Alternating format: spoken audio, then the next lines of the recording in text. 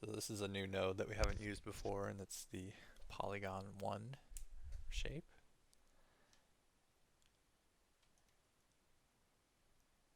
And we can use that to create like a hex bolt. And or excuse me, yeah, polygon 1 right here. So I'm just deciding, do I want to use polygon 2, which already goes up into like a pyramid shape, or polygon 1 and then manually bevel. And I opted for polygon 1 and manually beveling.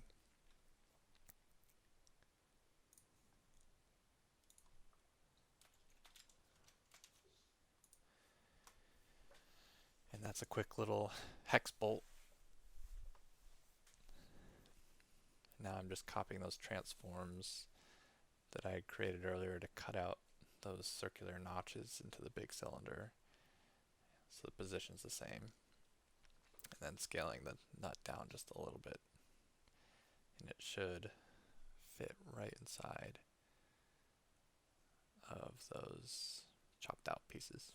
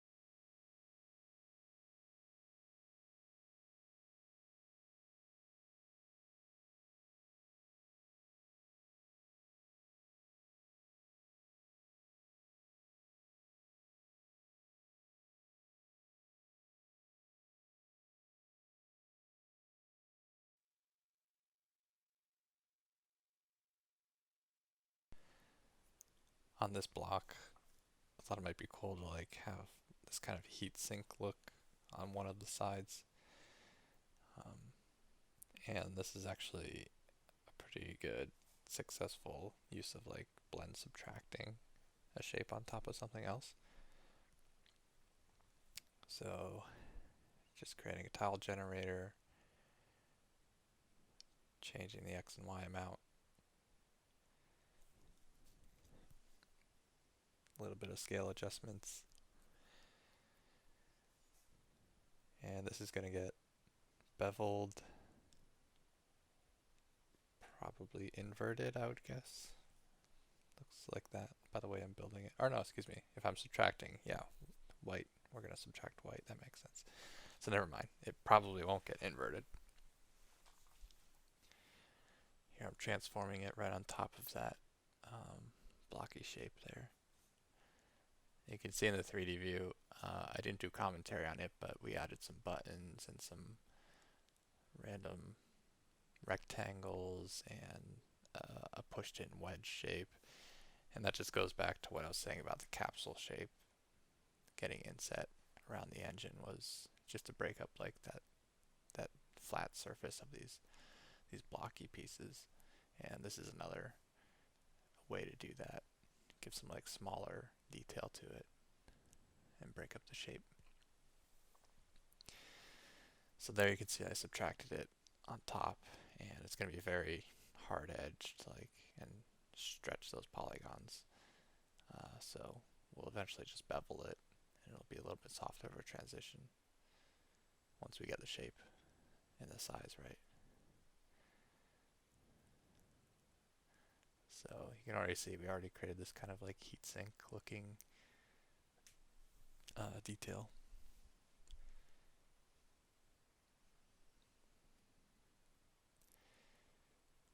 And just beveling it so it's not so sharp, and the normals will pick up better, and there won't be any tearing in the tessellation and triangles.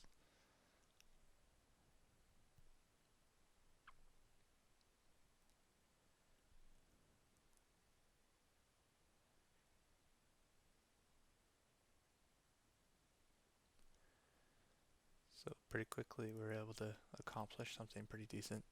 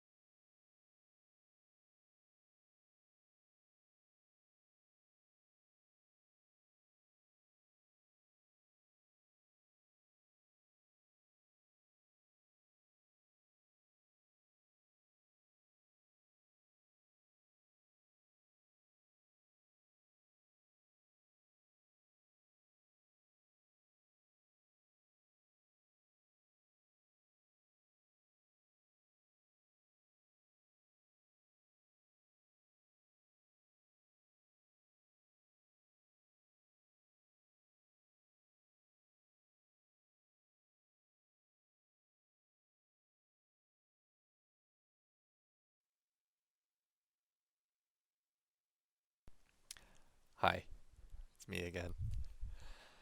So this video is going to be pretty interesting because we're going to start on the base color. So I'm just making some space for it. Um, I'm going to start with copying the submissive channel onto our base color.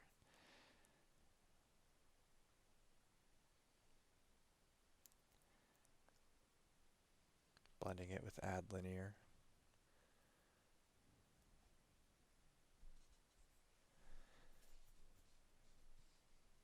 Or copying it, sorry.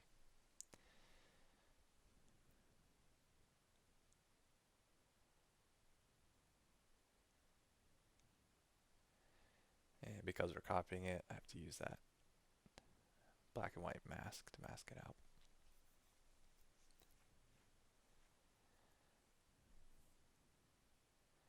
And I'm just trying to use the more feathered mask to see how that looks.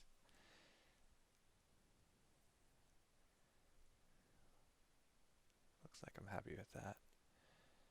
Yeah, the harder mask gave me like kind of a black halo effect around it, which I didn't like.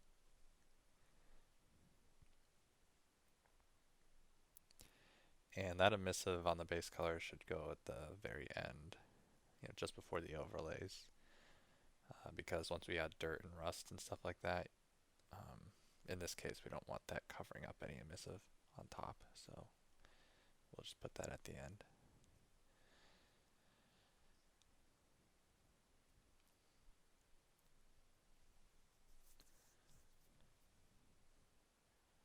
So here I made a tile sampler.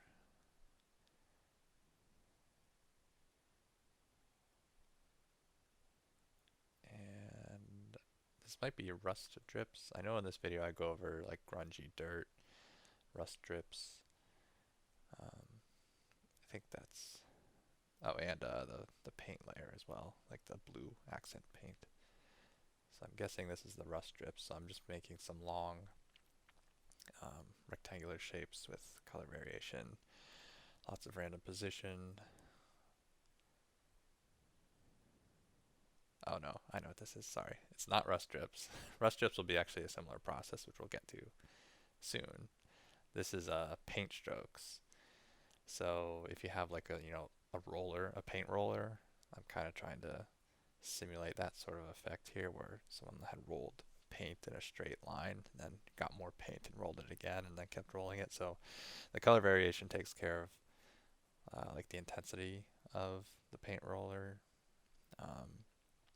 And then just these long rectangular shapes is the general gist of the main shape. We're going to break it up a little bit later with some directional noise and a directional warp, I think.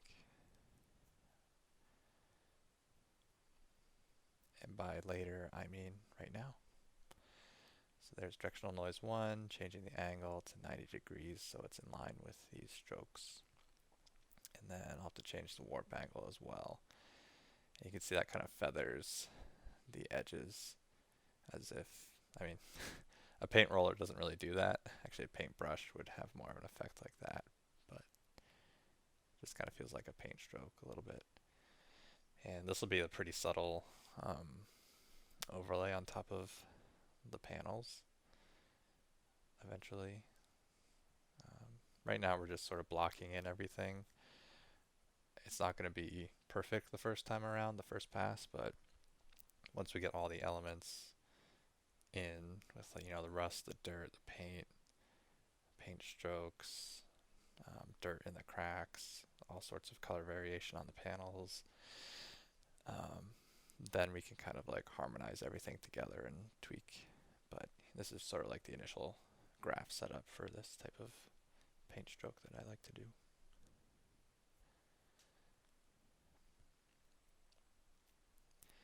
Felt they were too big, so I increased the X and Y amount and reduced the scale a little bit.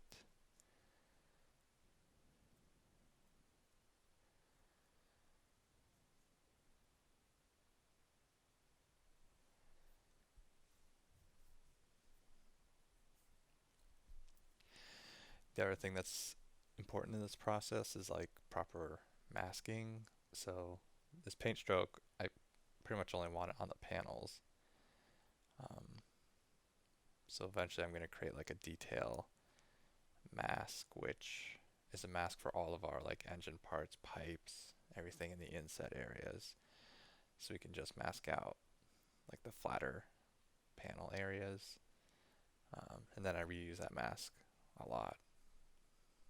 So I can kind of control where I place these overlays and things.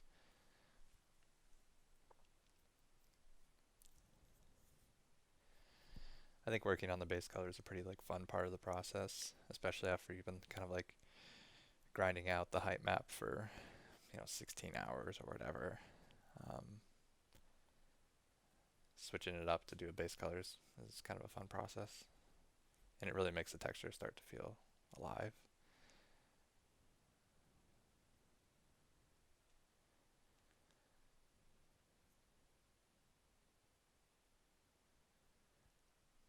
Gonna name that paint strokes.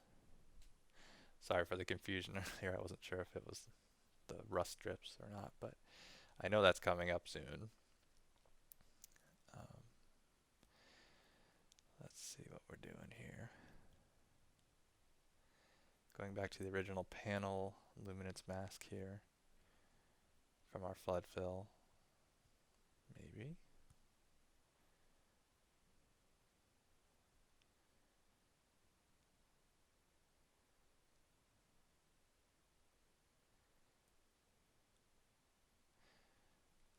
So here, I'm gonna wait to see what I do before I make a comment.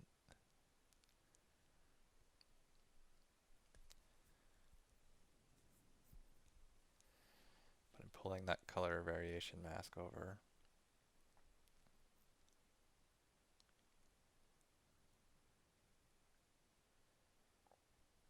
Okay, so I'm gonna warp this Perlin noise, and you'll see how the Perlin noise is like it tiles, right?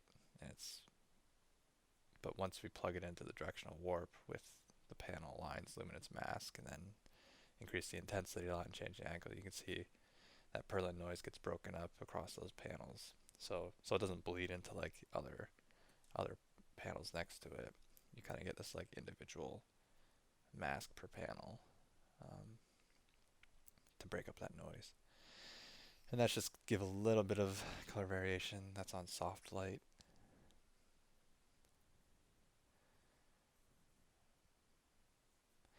I tend to, when I have like a lot of elements in the base color, which this will have, um, I don't like a lot of people will use like a gradient map with their height map as an input, and then a lot of like color samples from like a photo sourced image in the gradient map um, to get a lot of like detail and color into it. Um, this this I keep pretty simple. I just use like uniform colors pretty much for almost everything, and one that optimizes the graph a little bit more because it doesn't have to calculate all this gradient map stuff and additional blending of colors and hue saturation stuff and all that. Two, it helps me like debug a little bit more because I can look at the texture and say like, okay, that brown color there, that's probably dirt, and then I can look at my graph pretty briefly, and I can actually see with the uniform color the brown color that I'm looking for. And then it's just really easy to just change it. You can color pick with it. It's very easy, but like when you're using like a gradient map and color sampling a lot of things, it's very useful for, I think, for like organic things. But in this particular case, we just have so much stuff going on. This kind of simplifies it, and then everything combined, I feel like the texture is going to be have enough variation already, so I don't need to like make every single color have its own individual color variation. Um, it's it could probably be, I mean, it could probably be a little bit better if it had that, especially for the bigger color swatches. But overall, I think it works just fine in this case. So here I'm making like a dirt mask, and you saw a few minutes ago, I pulled up like there's a standard dirt generator node in Substance Designer, and I'm kind of just recreating it. I think it just uses AO and curvature smooth, and then blends them together with some noise.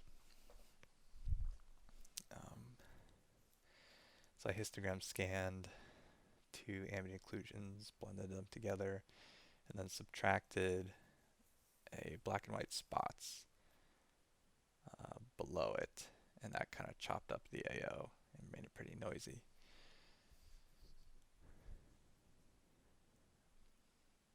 Here I'm subtracting a clouds, and that's gonna again just give more noise variation to it.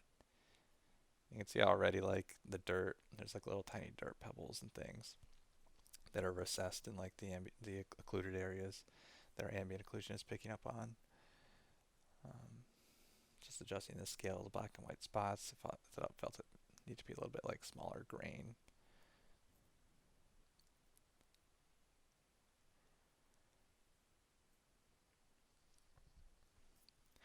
I like to like Substance Designer has some really great like canned nodes for you by default. And same like if you go on like Substance Share or something like that, you can get a lot of really nice nodes that people have made. And I think that's great. But for like a learning experience, I like to get those nodes and not necessarily use them, but you can right click them and do open reference, and that's going to open the graph of that node, and you can look how it's constructed and learn something from it. So that's what I did with the dirt. That's default in Substance Designer. I just opened the reference for it and looked at it, and I was like, okay, I can recreate this and maybe add my own stuff to it or simplify it more if I feel like I'm not getting, if there's like a piece of it that I'm not using. Um, and then it just helps you. I think it's a better like learning experience, like how and why like these custom nodes work the way they do, so you can learn and reuse pieces of it wherever you want.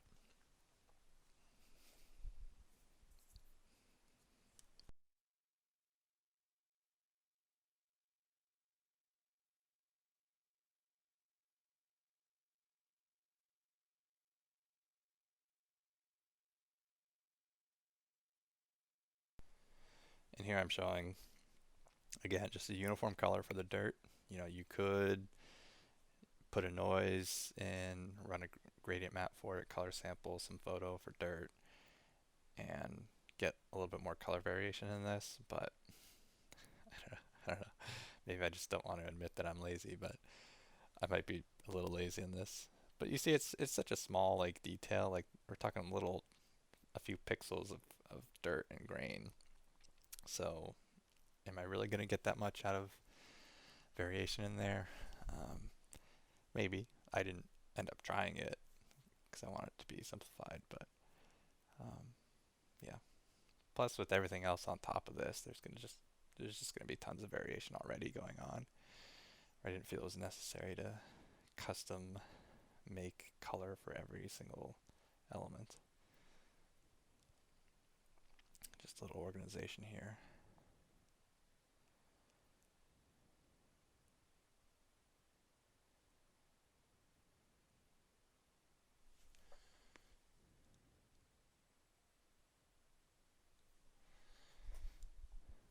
Just quickly looking at some other black and white noises to see if I like the result better.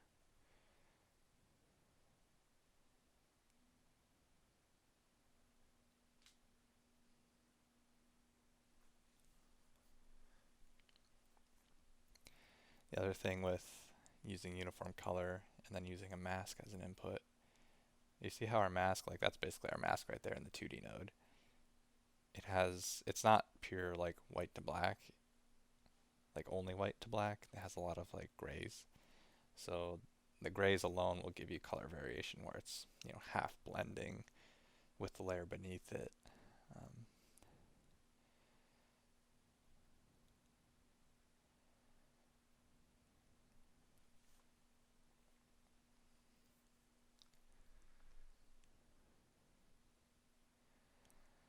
as far as like the order goes of making these base colors. I feel like I work kind of big to small. For instance, the big paint strokes, and now this dirt, like that applies to the whole texture. It's not isolated to like just the engine. It's not isolated to just the inset pieces. It's the whole, like I try to, bring the whole texture up a certain level, and then detail more as I go. Um, and also, the dirt's nice because it kind of gives you a darker in the cracked areas and just kind of like pops your texture a little bit more. So here I'm using RGBA split with my normal map, and that way you can isolate what channel you want. So the green channel, the light is coming from the bottom direction. Of course, it depends on if you're using DirectX or OpenGL, but you can basically invert it and then clamp it to create a mask for like areas that are pointing in that normal direction. Here I'm just experimenting with like mg underscore light node, and I was trying to just, I don't know, I've never used this before, but I had heard about it, so I wanted to try it, and I was wondering if I could get a similar effect as, yeah, you see that looks very similar to like the normal, the green channel that's clamped. So I probably could have just used this, but I didn't. I don't think I ended up using it. That's kind of a cool node. And that would be a great example to open reference for that graph and see how it's constructed, because it takes a normal map input and it might just do exactly what we're about to do, where it does an RGBA split and then maybe blurs it or something. I don't know, but you could learn something from that node and then reconstruct it yourself and just get better at designer.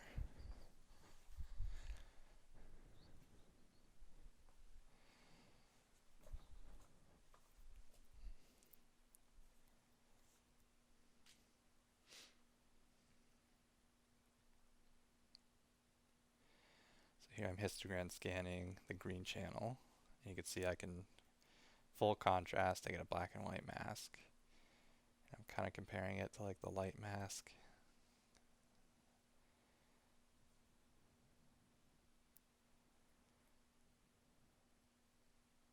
And it looks to me pretty similar. Like the light mask has like it's softer, but it's pretty darn close.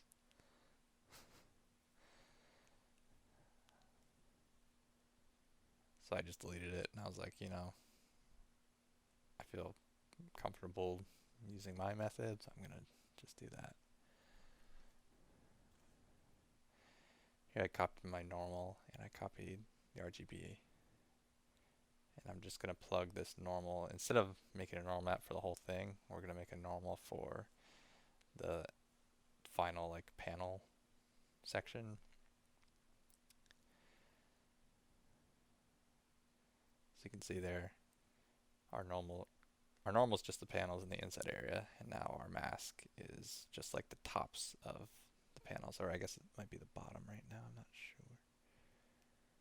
Might have to invert it. Yeah, here we go. So again, depending if you're OpenGL or DirectX, the light, like the white part, will be the top part or the bottom part of the panel. So just be aware of that and invert it if you need to. So here, this is definitely rust strips.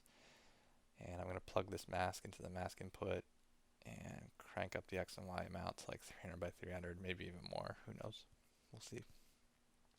150 by 150 or less. And I need to enable the mask. So mask map threshold, set that to 1. A little bit of color random in there. And I should change the position to be random as well, eventually. The Y, I'm gonna crank this up. So I'm taking that square shape and I'm stretching it in the Y direction. I guess before I do that, I'm going to create the actual drip shape. So what I'm doing is basically scattering a drip shape all over the place, and masking it out depending on where I want it, where I want the origin of the drip to start. So that's why I have to squash that triangle that I use creating a three-sided polygon, um, so that the top of the triangle, that flat part, is in the center of the node, because the tile sampler only, when it places an object, places a sample, it places it from the middle of the node. So I want the top of these drips to be um, where the sample is placed, not the middle. Now position random, bunch. You can see we're kind of getting these like stretch triangle drip shapes. The reason I do this, like there's other methods to do drips. A popular one I think, and I think it's also used in like the standard like drip node that comes default with Substance Designer. They use some slope blur in there with the linear gradient 1. And it is a nice trick, but I feel like when when like the intensity is too high and a drip is going across like a seam, it breaks and it doesn't become tileable. So this is a method that I thought works a little bit more reliably. You can see there, I'm just throwing a pink uniform color, and blending it. And I do that a lot, you'll see, just so I can like, again, it's for debugging purposes, like I can see exactly where these shapes are being placed, without them blending into the underlying texture. So there's a few things I don't like about this already, which I'll have to tweak. That inset area, the bottom of it, it's really, really heavy on the rust and just looks kind of bad to me. And also the rust is going to be spilling on top of like the detail blocks. And that can be okay in some cases, but there's a case which we'll see soon. It's at the upper part of the texture. Yeah, you can see it spilling over like the engine, it's spilling over that heatsink area. I guess I'm not too concerned about it right now because I'm just looking at the shape of the drips. So I'm going to directional warp. The drips are too straight, so I'm just taking a Perlin noise. And very subtly going to warp these with a very low intensity so they have a little bit of wobble to them.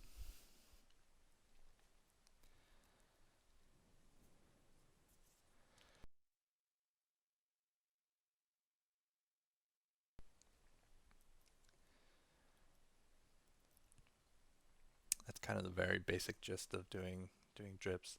There's some additional masking I'm going to do to mask out the detail parts and soften it. And also, I think it comes much later. I don't do it in this first pass, but I think I even add a scale map input, and that's kind of fun because a cluster of drips, right now the scale is just random, but with scale map input you can enable that, and when there comes like a cluster of drips that gets seen, it kind of fades. It goes like a shorter drip into a longer drip as it gets to the middle of the clump. And then as it goes back out from the edge of the clump, the drips get shorter. So it gives you kind of like this U shape of drips on top of like the random scale we already have in there. It's not necessary, but I don't know. I ended up doing it anyway. Much, much, much later. It's not like within the next hour.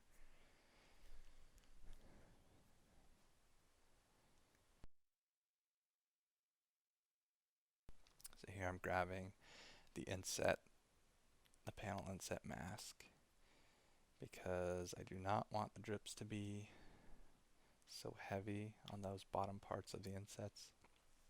And I'm just going to blend that mask with the mask input for the tile sampler. And you can subtract it on top, and that basically gets rid of that area and only leaves the panel edge line. And that to me looks a lot cleaner. The one block with the 3 buttons on top of it, right above the engine detail, has drips coming over it, and I end up cleaning up that later. Okay, so this is kind of important. This is where I'm creating that detail mask. And I'm subtracting the final height map composite on top of the panel, the final panel composite, and, or excuse me, below the panel composite. So panels on top, final height map on in the middle of the blend node, set it to subtract. And what that does is it basically finds the difference between like what's the two textures. And because one has no detail and the other one has all the detail, that's the difference. So you can create a mask out of that, histogram scamming it, setting the position to 1, and basically have a detail mask. It's not perfect because the inside of the engine is pushed down, and that had some trouble with the subtract method. Like, so we're getting black rings inside the engine, and so it's not a full detail mask, but it's pretty good for now.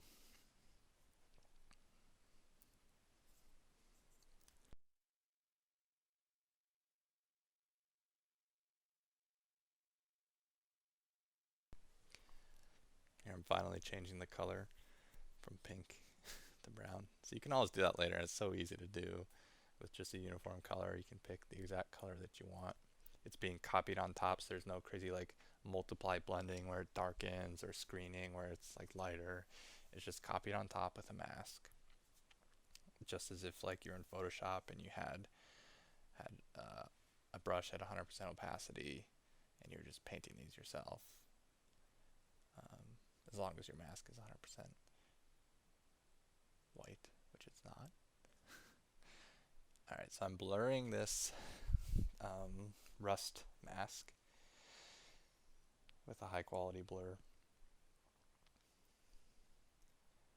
And this is going to be another part of the rust where it's just a lot softer, and because right now it's very like streaky and hard edge, and I want some of it to feel like a softer rust. So there we go, we just copied that on top, and yeah, now it's like a double, just adding like some detail to the rust. And you could do that with, I put this behind. Okay, so the order here is important. I wanted that to be behind like the streaks. So I do that blurred mask first, and it's a lighter orange, and the streaks is kind of like a rusty reddish brown orange-ish color copied on top. And that just kind of softens some of the transition, so it's not such a hard edge. You could combine those two masks and just do one color, but I liked having the control of having like the streaks being one color and then the kind of like the blurred rust behind it to be a different color.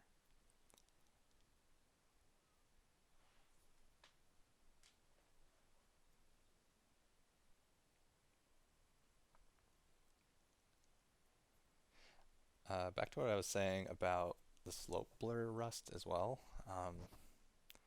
Not only does it have trouble tiling, also it blurs whatever mask you input it like uniformly in the same direction. So all of your streaks are going to be the same length, and I really didn't like that look. So with the tile sampler, because you're just scattering all these little triangle shapes and you can adjust the scale variation. And again, I said you could add a scale map input. Um, you can have a lot more variety in like the streaks, the rust streaks, instead of just like this uniform pulled down streak look that the slope blur gives you.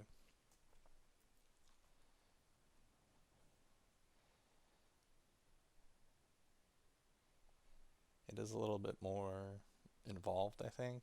Like this mask and this area of the rust strips gets a little bit bulky with the nodes, but there's a lot of control with it, and I think the result is pretty good.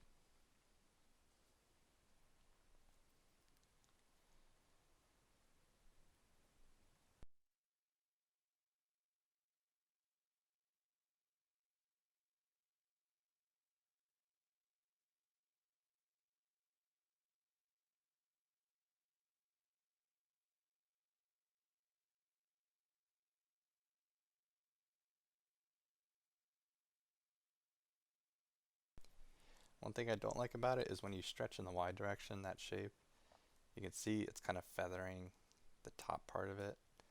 Um, so I think what could work a little bit better is if that initial shape, instead of being almost like, it's not an equilateral triangle, I don't think, but it's a pretty like fat triangle. I should probably make it a really skinny triangle in the beginning. And then I think when I sample it in the tile sampler, I won't have to stretch it as much in the Y direction, which means that I won't get that blurriness because of the stretching.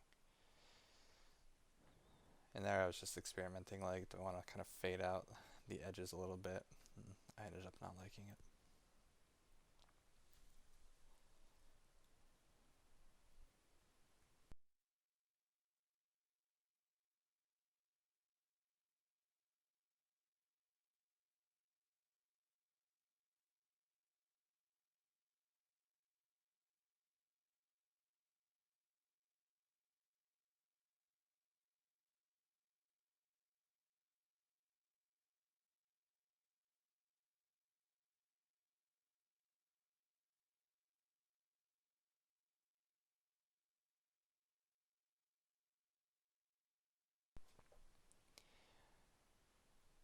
So I think I'm going to try to clean up that engine part. So I'm just grabbing one of these engine masks here, and I can add that to my drip, my rust drip mask.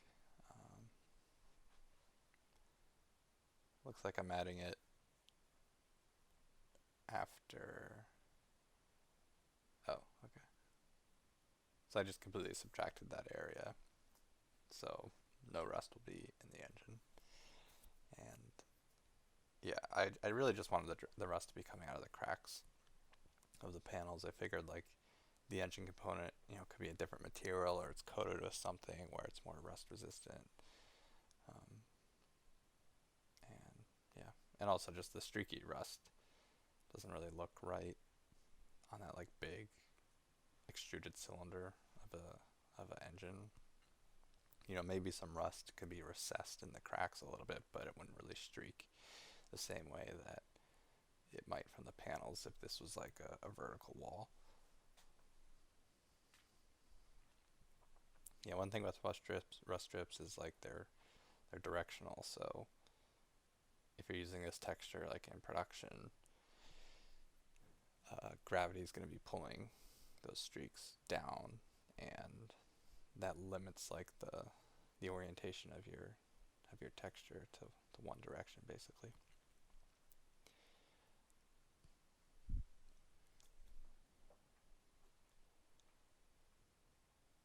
So here I am blurring that detail mask, and that like glowy, ghostly mask that I'm seeing in the 3D viewport is, I don't know if it's a bug or if I'm doing something wrong here, but whenever I come out of like a tile sampler, I'm guessing it has something to do with it being a 30 tube float. Um, that for whatever reason you can't it has trouble blending with uh, different bit depths or something. That's my theory. I don't know if it's true or not. But anyway, I just pass it through a gradient map, and for whatever reason, that like cleans up that weird ghostly uh, artifact that was happening where the blend mode wasn't working properly.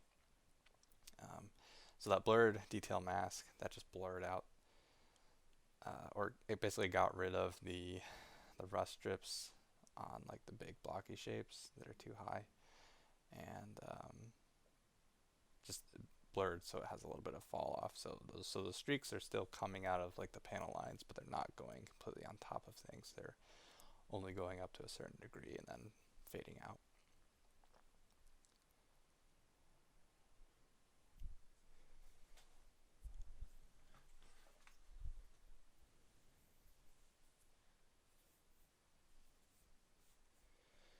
Crank up the samples.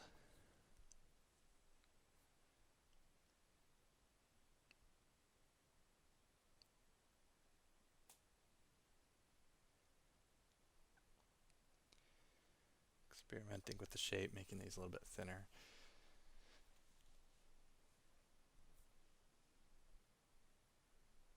Didn't like it.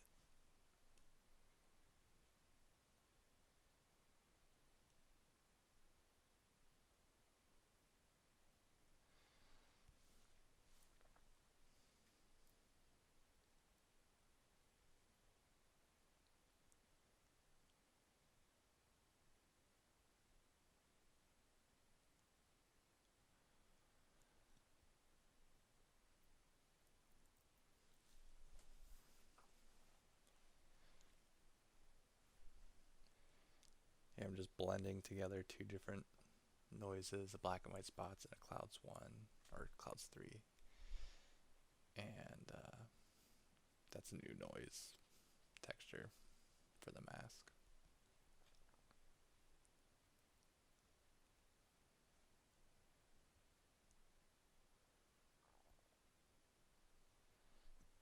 As far as like exposing parameters here, um, I guess I don't plan ahead too much with that. Um, and in this tutorial, like I don't, you just get the graph and it's done. Like I don't, I didn't end up exposing anything, but um, that histogram scan for the noise mask below, um, I feel like that could probably be exposed to control like because it feeds into the mask input and that can control like how much rust you want to be exposed, um, just with that histogram slider. Potential exposed parameter, I'm saying.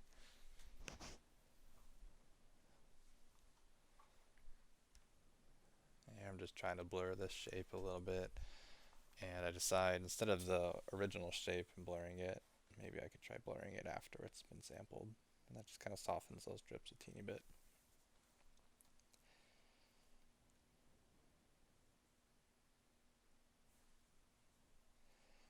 Yeah, where it's applicable, if you just use a regular blur instead of a blur high quality, it'll be a little bit more optimized for your graph. I don't use it that often because the results are different, but if your blur amount is small enough, I feel like you can get away with just using a blur just fine.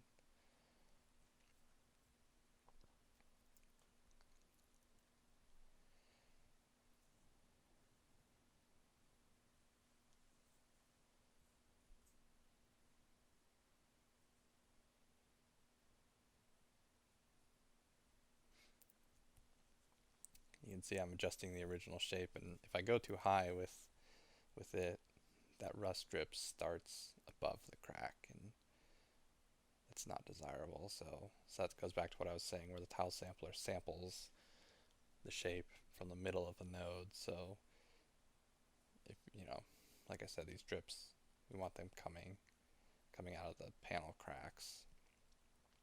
So we need to sample like the top of the drip stroke by squashing it.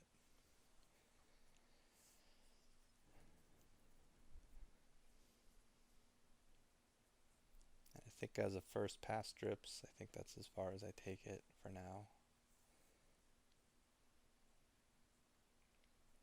Looks like I moved on to something else here. So I'm plugging this luminance variation into a gradient map and just swapping around these grayscale values a little bit. That's kind of a cheap, quick way to get a different color like randomness for the panels.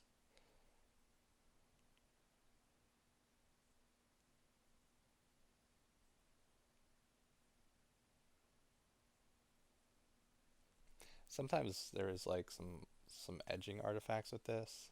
Like here, changing the white to be the cracks. I feel like there's a little bit of bleeding that carries over into the panels, which isn't good. So it's not perfect, but if it's something that's subtle enough on your texture, it's kind of a quick way to just get another like random luminance variation um, mask. You could also just copy like the flood fill, or make a new flood fill to random grayscale out of your flood fill and set the random seed to something else, and that'll give you another random color mask.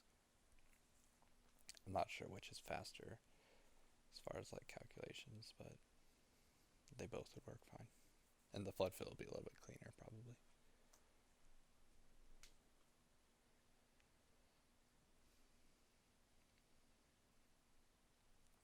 The other nice thing about these uniform colors, which I don't do until much later, but you can set their width and height to the like the smallest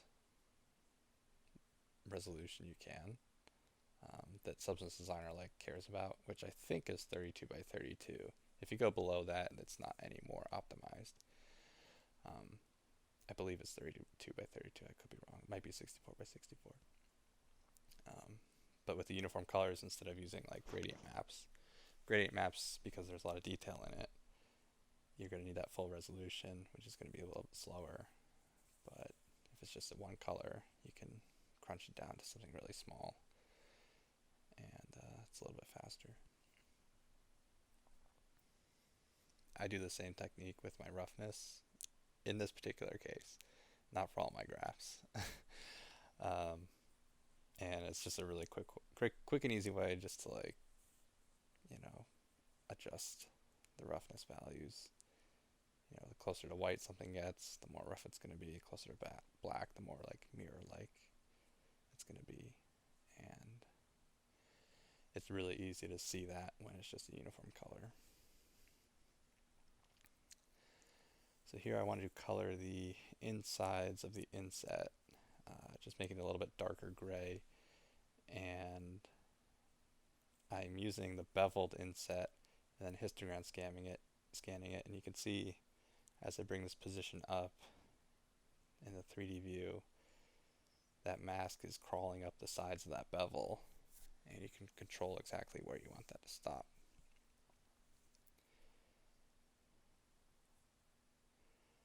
So I want that darker because it's going to add a little bit of contrast. It's going to make it feel a little bit like it's more recessed, even though it's already recessed, pushed in with the height map. Just making it a little bit darker gives this extra layer that like it's pushed back.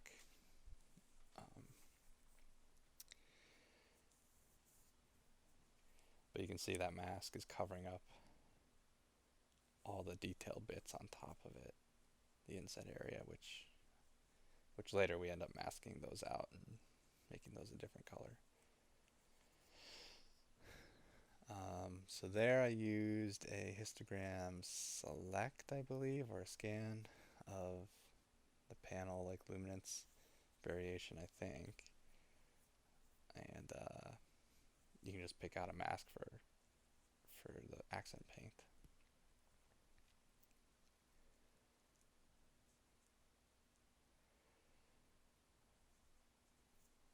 And because that mask originates from the panel lines, you can quickly change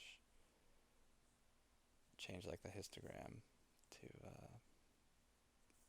swap out where you want the paint to be, and it'll always be on top of the panels. So here, because we don't want it to be perfectly placed, we want to like crunch up the edges a little bit more. and blurring it, adding a noise cloud and subtracting that on top, and then histogram scanning that to a high position. And you can see that kind of wore away the edges a lot. A little too much at this point, but we'll tweak that. You can see our mask now. It's no longer like a perfect rectangle where the panel was. It's this broken up shape. And that just like simulates, the paint is chipped along the edges a little bit where it's been worn out more.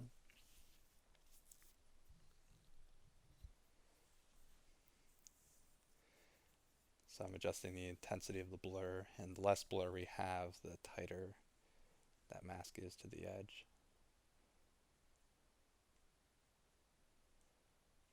And just playing with the noise, because depending on what noise you input, your results are going to be different. Again, first pass, like the paint's going over the engine block there, but that gets masked out later. Yeah, here I'm just trying to like quickly go through a lot of stuff because rust is sort of like a big component.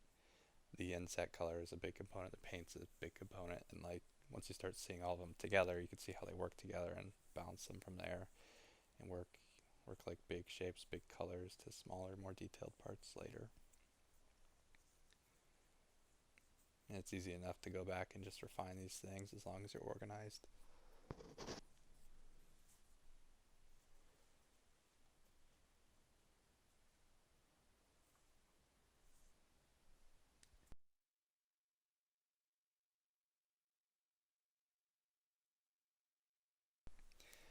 Yeah, procedural texturing is a lot of fun, I think. Um, it's so like flexible, like it's really nice that if we didn't want those blue parts to be there where the paint is, you can just change the mask, like find a different position in your histogram, and you have a new texture. You have a new like idea of where you want the paint to be put. Same with the rust, like adjust the mask of the rust to increase or decrease the amount. And it's just a really flexible, iterative way of working that I really enjoy. And here's an example. I was just playing around with that position, and I decided I'm going to play around with that position. If I'm going to play around with that position, I don't want the paint to be in the inset areas. So I'm adding like a guarantee, I guess, that it won't be in those areas ever. Even if the histogram scan never puts it there, there's a chance that it could. So this is like a blocker of sorts where I'm subtracting the inset areas right after my mask. So if perchance there was paint in that area, it would get masked out again real quick and would not be in the inset areas.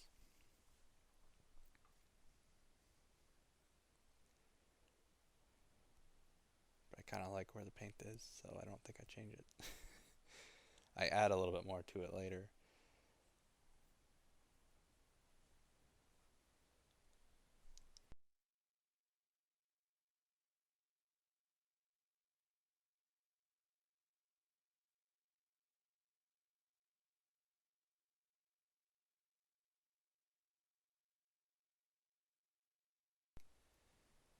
So here it looks like I'm reevaluating this detail mask, and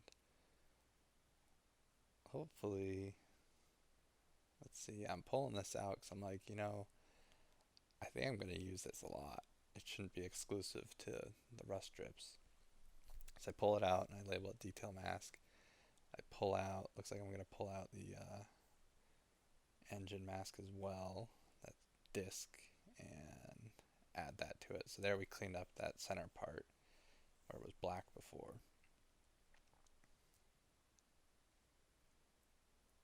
I should be able to just delete this part now. Yeah, okay. So because that engine mask was added in the detail mask final composite, we don't need it anymore. And I plug plug that into the mask input of a blend. And I use this like for pretty much every mask that I where I don't want um, stuff to be. So there we subtracted it on top of the paint mask, and yeah, the paint was going underneath the engine before, but now it's going around the engine, and now it's getting chopped away at a little bit. Actually, it's not really getting chopped away.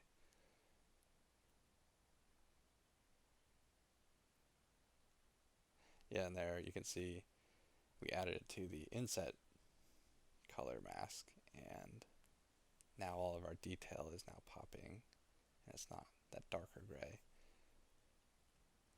Um, I know later I end up actually using that detail mask and putting a color on top of everything, so it wasn't necessary to do that currently, but at the time I didn't know I was gonna use that mask to like copy color on top, so I needed to mask out those areas for every piece, for like the paint, for the inset area, um, which ends up becoming redundant later.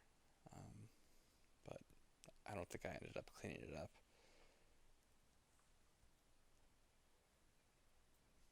Yeah, I wasn't sure. Like I thought maybe those detail pieces would be the same color as like the panels forever, but I end up kind of changing it, and because it's copied on top, it would have overwritten whatever was beneath it anyway.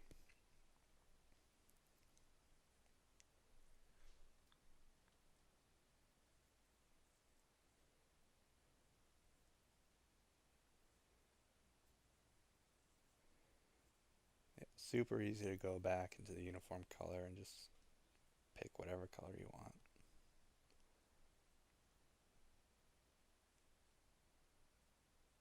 And I like that. Like if you use a hue saturation, which in this case I don't think you would, but hue saturation, the HSL node, um, or is it HSB? HSL, hue saturation lightness.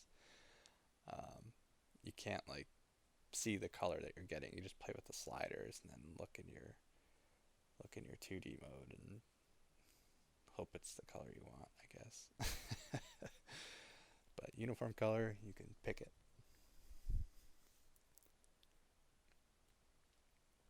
A little bit of labeling here.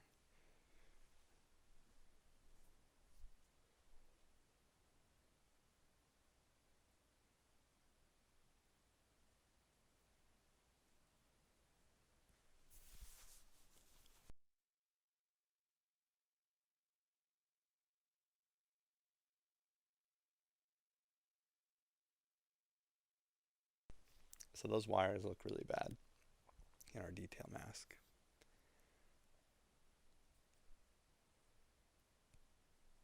See how like they go in and out, in and out. They're really kind of odd looking.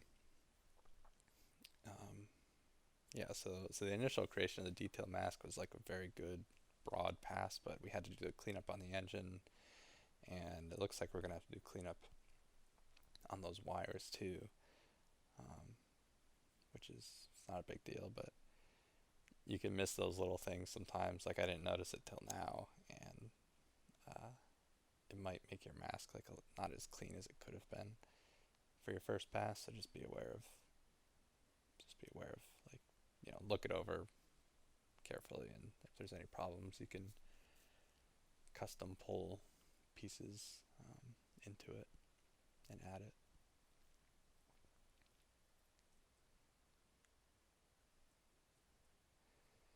Yeah, but really I should probably be testing that mask now. I should just plug it into like the end of my base color with like a pink color and just see if it's overlapping on top of all the detail parts or not.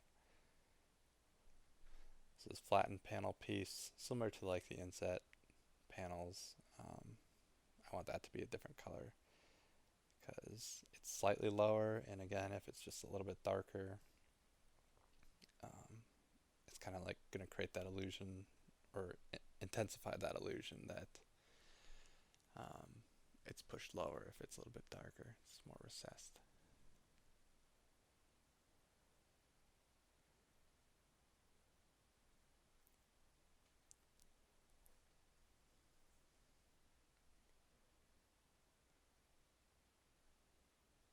And there I just subtracted the detail mask on top so those detail parts pop out.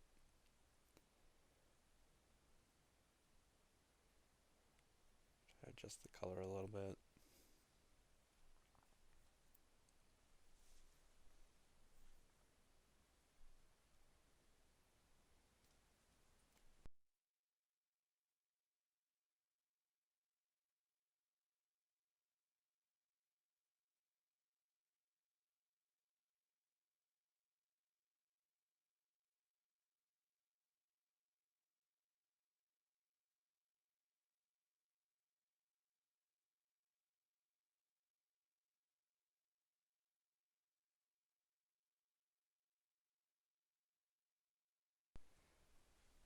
It's a good idea sometimes to look at your final output for each channel.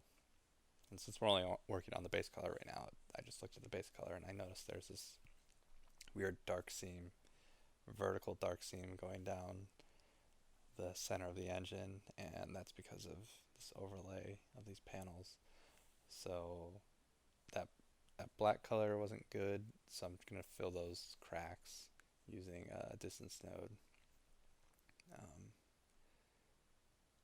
Histogram scanning the panels to create a black and white mask for the top input, and then the bottom input is that color luminance variation, and that basically bleeds the color out, and then it fills those cracks. And still, like, this was, I don't know if this was pointless or not, but um, it cleaned up the engine, but again, it's not going to matter later because we're going to have the engine, it's going to have its own color, and that's going to basically overwrite anything that's beneath it. So that seam would have got covered up anyway. And there I do it with the detail mask too.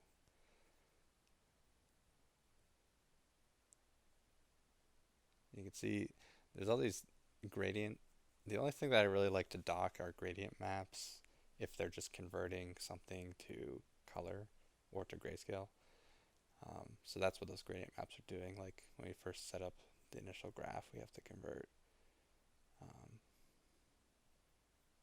convert our stuff to color information sometimes.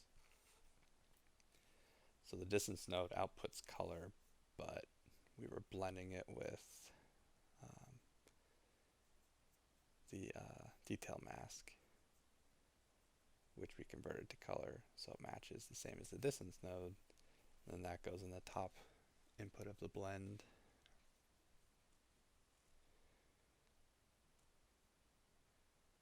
On top of like the base uniform color. So there I kept everything grayscale until I got to the final blend. And I think that might just be a slight bit faster or cleaner. I mean, I like to stay in grayscale as long as possible. Um, yeah, here you lose, because I did that, you're going to lose any like color variation you might, well, actually, no, you're not, excuse me. What you could do is that final gradient map that's docked to the blend on top of the uniform color. You can actually use that to give color to this like panel variation. So instead of it being like black to white variation, it could be purple to orange color variation. And that'll give your panels some like warm and cool colors. It's really subtle. Instead of just like light and dark variation, you can have actual color. Um, I don't know if I do that or not in this project. Um, yeah, but it's a possibility.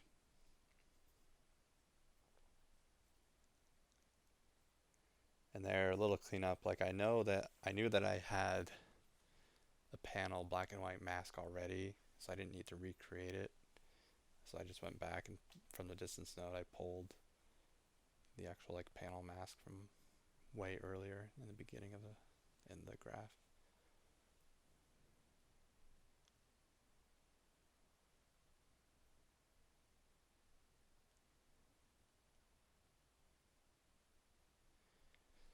tweaking that gradient map slider, trying to find like a good balance of color variation.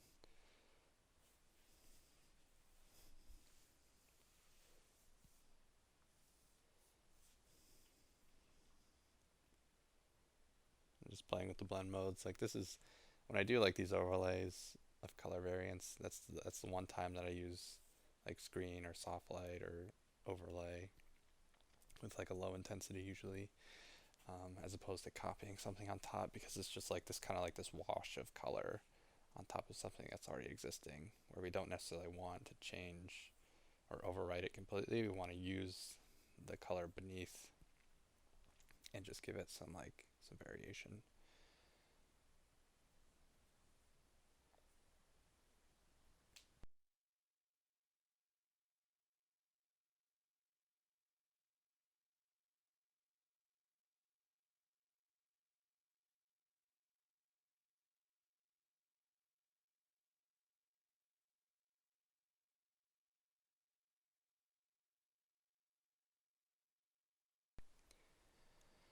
Looks like I'm copying that detail mask, inverting it, and plugging that into the mask input of the paint strokes. So now the paint only is applied to the panels and not on top of the detail parts, because it doesn't make sense to have a straight stroke going on top of that engine. You'd never be able to really paint a straight stroke right on top of it.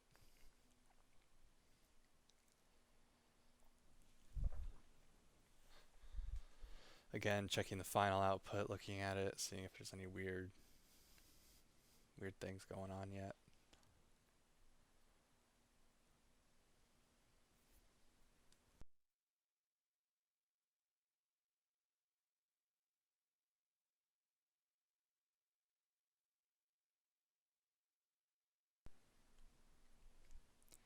So now I believe I'm just making a bunch of noises, cloud 1, 2, and 3, blending them all together with overlay.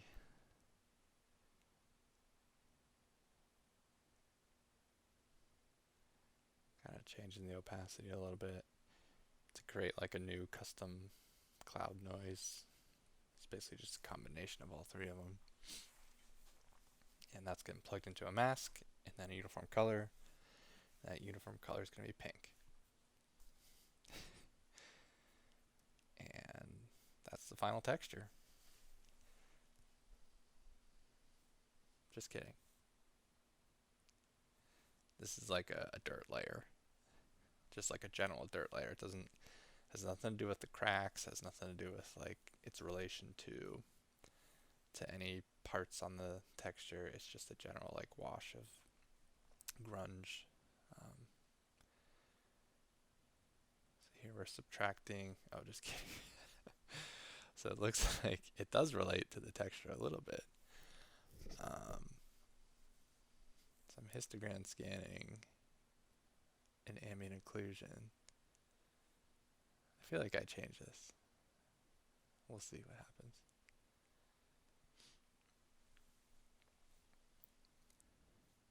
I guess I probably didn't want dirt to be in the cracks too much, like in the super inset areas too much. I don't know.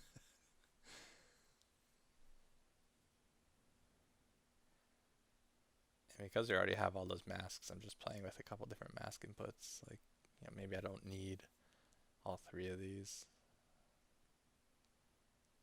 Trying to blend two of them together instead, copy it, low opacity, see how that looks.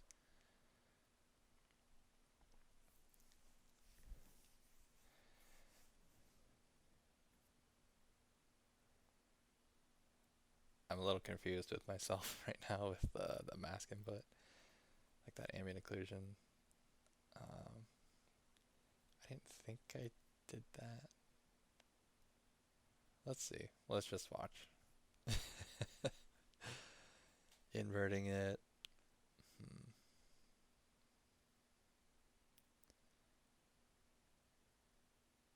Now it's only in the recessed areas, you can see. Just doesn't look good. Okay, a high pass grayscale. using my height map, final height map into a high pass. And what that does is basically flattens the values um, of like the height map. And now when you plug in ambient occlusion, that feels more like a cavity map to me. You can see there's some artifacts around like the inside edges of the panels. Um, so that's just because the high pass isn't perfect, but it's still reasonable for what we need. Now I'm plugging that into the blur, inverting it, and then auto levels to bring it to whites, and subtracting my grunge on top of that.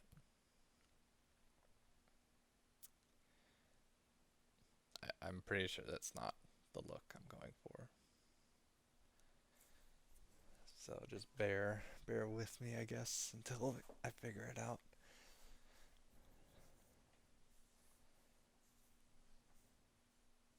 Okay. So you can see I bypassed all that ambient occlusion stuff, and I'm just plugging this dirt mask that's histogram scan to give it like contrast into the final blend of the pink color. And as I said before, just a general dirt noise. Yeah, get rid of that stuff. There you go. So all that ambient occlusion stuff, didn't use it. I'm not sure what I was thinking at the time, but yeah, like I said, very simple. Just a couple clouds blended on top of each other, histogram scan to get like the amount of contrast you want, and copying a dirt color on top of our texture. Now we just have these grungy spots. And again, they don't relate to anything. They don't relate to the cracks. They don't relate to big inset pieces or anything like that. It's just like a general cloud noise of dirt on top of stuff.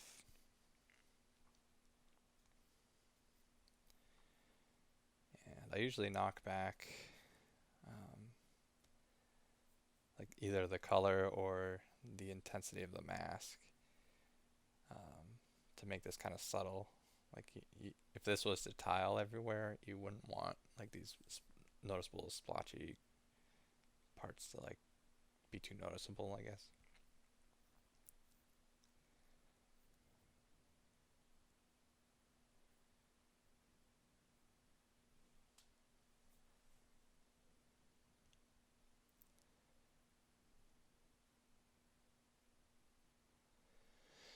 And I'm just going to go over some of my work here, and tweak a little bit of values and colors.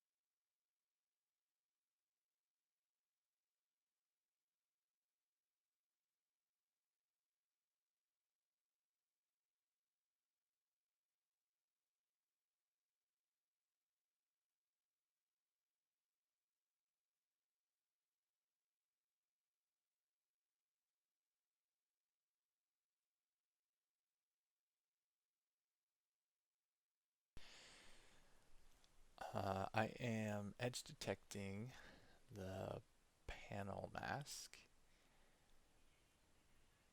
So you can see we get these really nice thick black lines around where the panels would be. And we're going to blur that.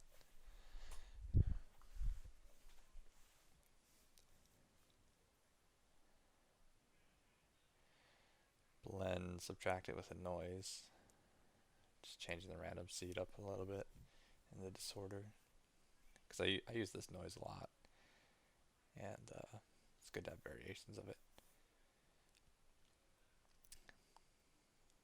Also going to invert my initial mask so my lines are white, and then subtract the cloud on top of that. And this is what this is going to do is give me like a grunge around all the panel lines. So each like panel, the edges will be kind of dirty. I don't think this blur is working particularly well. I think I end up beveling it instead of blurring, but we will see.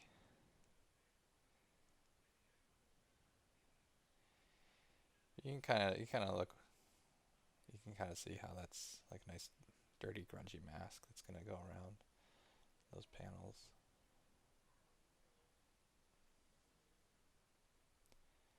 Just playing around with it right now to see if I can get the mask from this little chain of nodes here.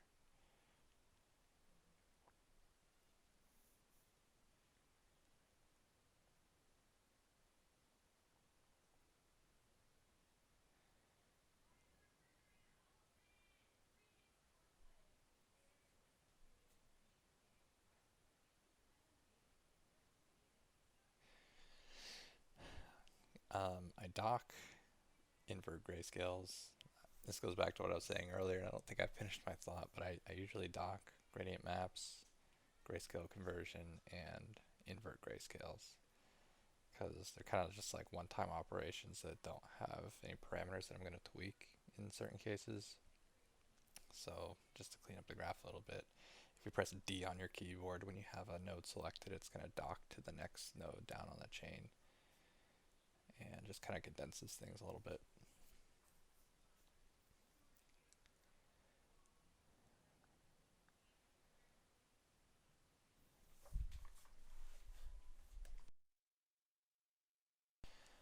So here I'm going to try to bevel the panel lines instead of blurring it. And I think this is going to work a little bit better.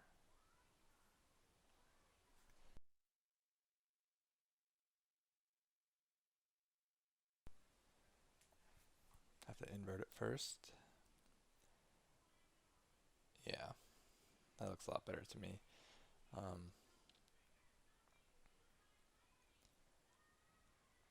Also going to blur it a little bit, see if that helps.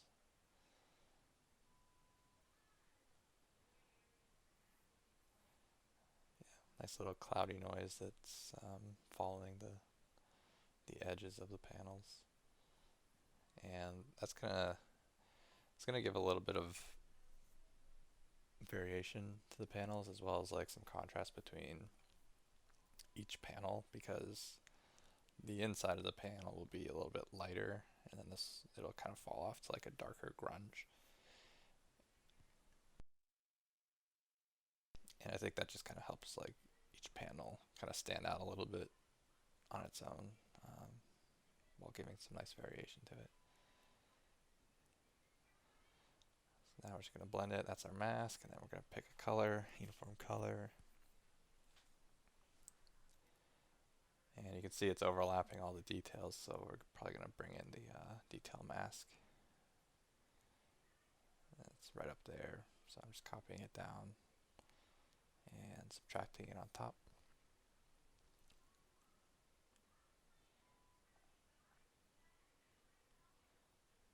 I'm not sure, like, I thought this effect looked cool, but I'm trying to think of, like, why this would happen in real life. And I don't really have an answer. I just thought it kind of looked cool. It's kind of like an extra layer of, like, dirt and just worn edges kind of feel to it. I don't know. Of course, it's gonna be pretty subtle, but it's there.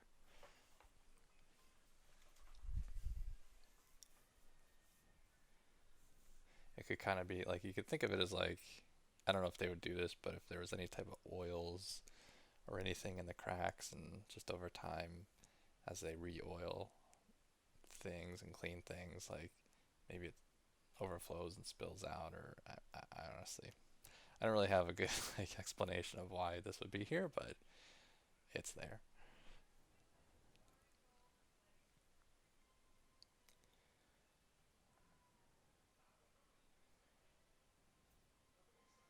So I added a histogram scan right after the noise, the clouds, and that just gives a little extra additional level of control for the shape of this noise, and see if that helps out a little bit.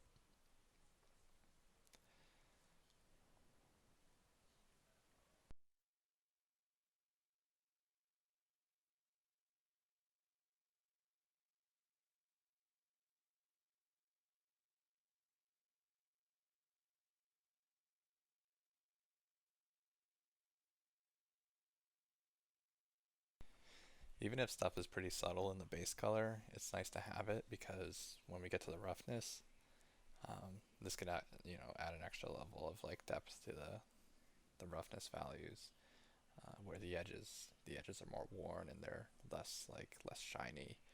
And again, it just helps with a little bit of like contrast.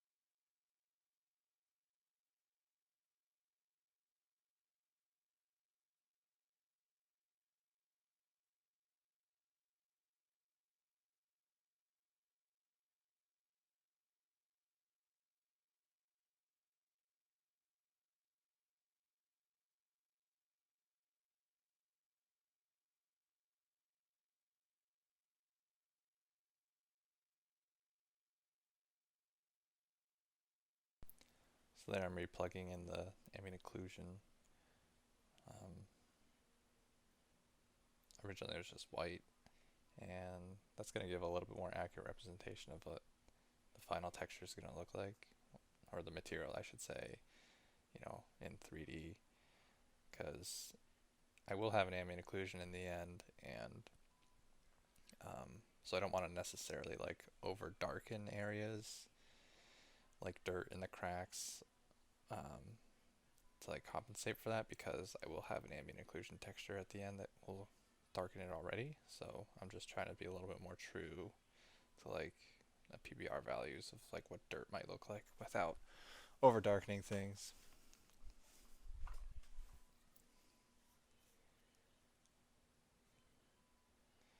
Gotta convert that to color with a gradient map.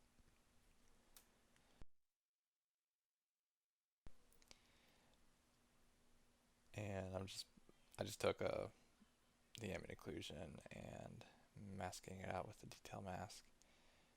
And this is kind of what I was just mentioning, like I have ambient occlusion active on the model and the material, but I still want those cracks to be a little bit darker.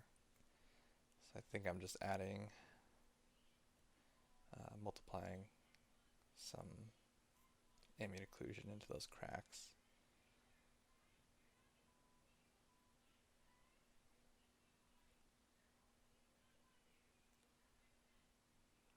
And that's going into the base color. Um, it's kind of the same concept as like the inset pieces. If it's pushed down, it's going to be a little bit darker. So this just kind of helps separate the cracks from the panels a little bit better. So I changed that mode from multiply to copy because I'm inputting a mask that masks out where I want the color. So why not just copy it? And I'm trying to pick like a color that's kind of like a darker dirt, grayish brown dirt, kind of a fake ambient occlusion in the cracks in the base color.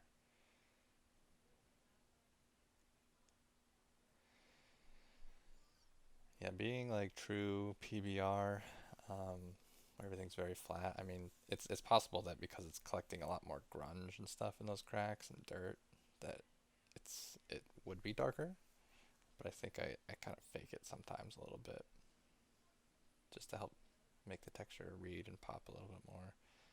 Um, I think it's okay to do that. Same with like curvature, to help like pop the edges, especially in like the roughness. I guess that makes sense in the roughness for PBR, but um, I don't know. You can use ambient occlusion and curvature like artistically. I think it's okay within reason.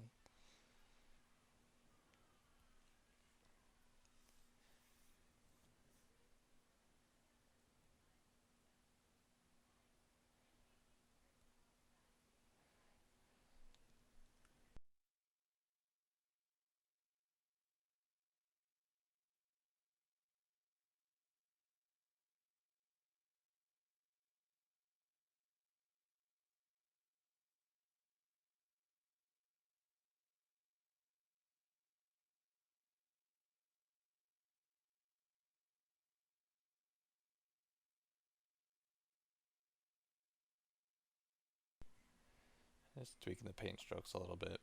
I moved the scale down to kind of help separate each stroke a little bit more.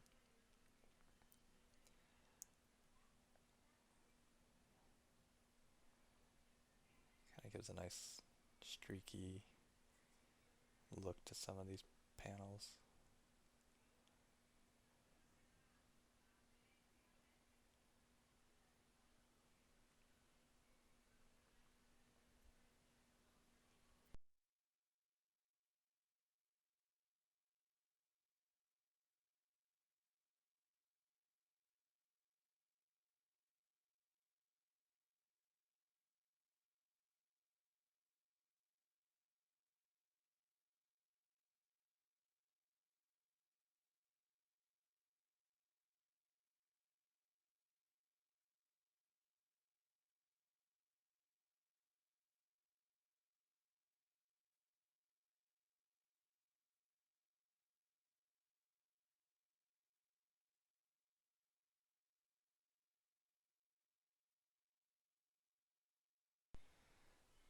So there you saw my mouse move off screen. I hit the little color picker, and then I guess I had some image off screen of rust, and I just color picked it.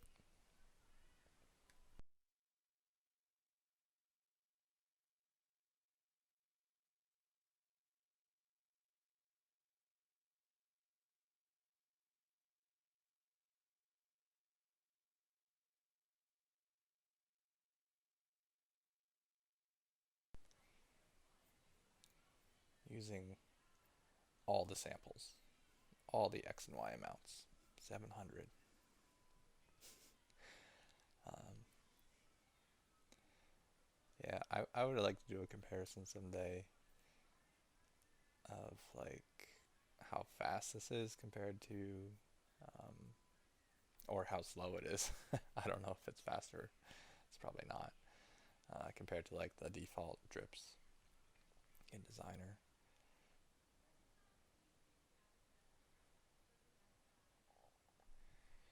If anything, hopefully you learned something different and new.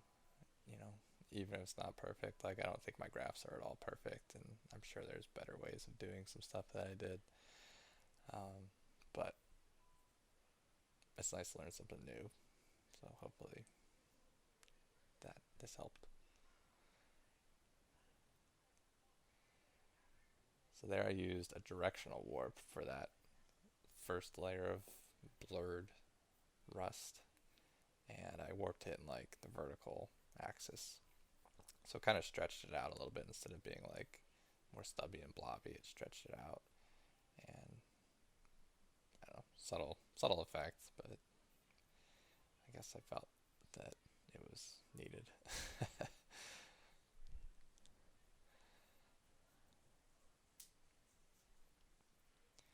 Yeah, the base color took quite a bit of time. Um, once this isn't even half the elements that I think go into this.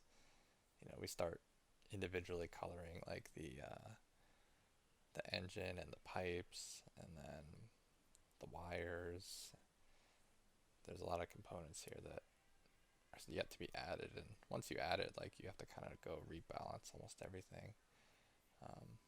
In some cases, I mean, I guess it's plausible that if you get this to a nice level as is, then hopefully everything you add on top of it will just work and fit. But I tend to find that I'm constantly going back and tweaking things, like you just saw, like the rust and the paint strokes, and just like, as it progresses and develops, the more you look at it, and especially if like, you put it away for the night, you go to sleep and come back the next day. I think when you're more fresh, you pick up on little things a little bit more and tweak it. Um, so in this process, I'm grabbing, I believe that's the curvature map. I'm trying both curvature smooth and curvature, and just trying to pick out some of the edges here. And I believe this is going to be the start of my metalness map. I'm really a little bit, I know I was a little bit frustrated with this because I like how that looks right now, but you see the two small panels in between the two big insets are purely white, and it's because of the panel warp is bringing those into a range that's like fitting within this histogram scan. So here it's like, yeah, that's cool. That's gonna be like metalness, and that's gonna be chipped away paint, and it's gonna expose metal. But unfortunately, those two panels in the middle there, it was bleeding too much into them, and I ended up fixing it later. Here I'm blending the curvature and the curvature smooth histogram scan masks on top of each other, just adding them.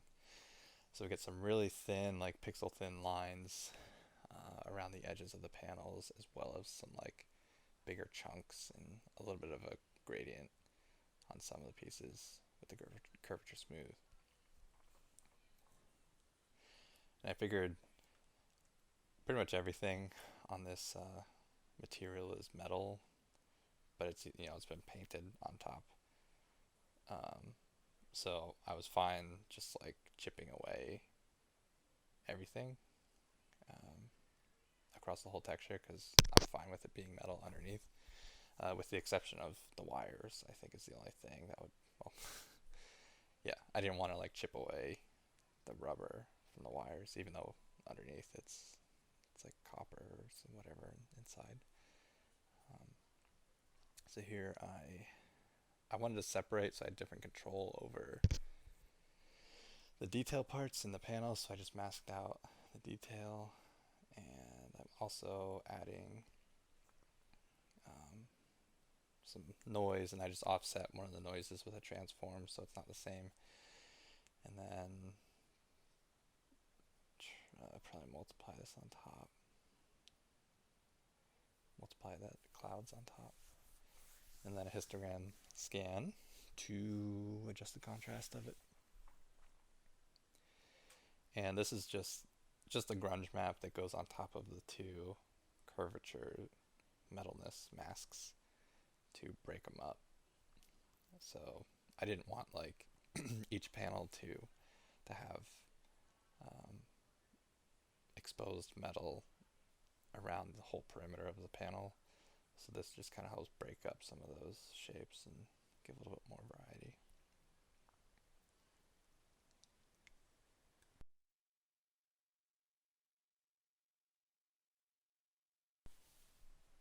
And with metalness, I do have a little bit of a gradient currently, at least.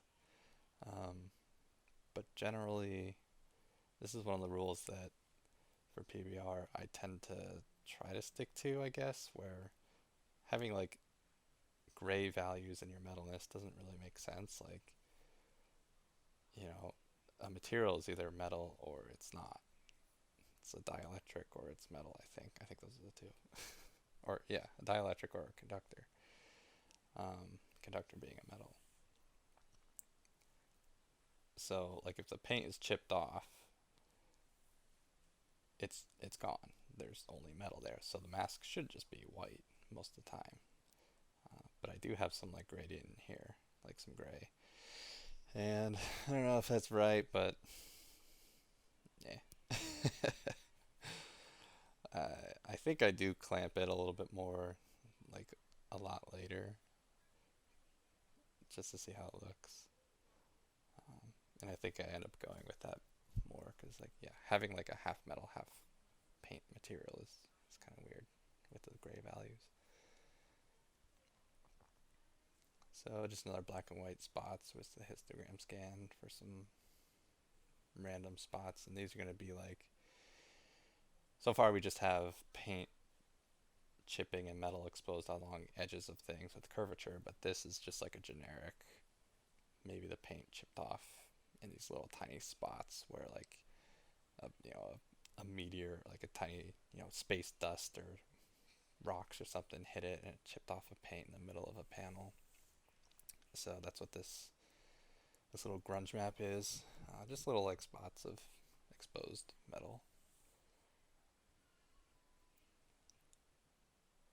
So we just add that with the curvature. And still at the end of the chain we have the detail mask on top.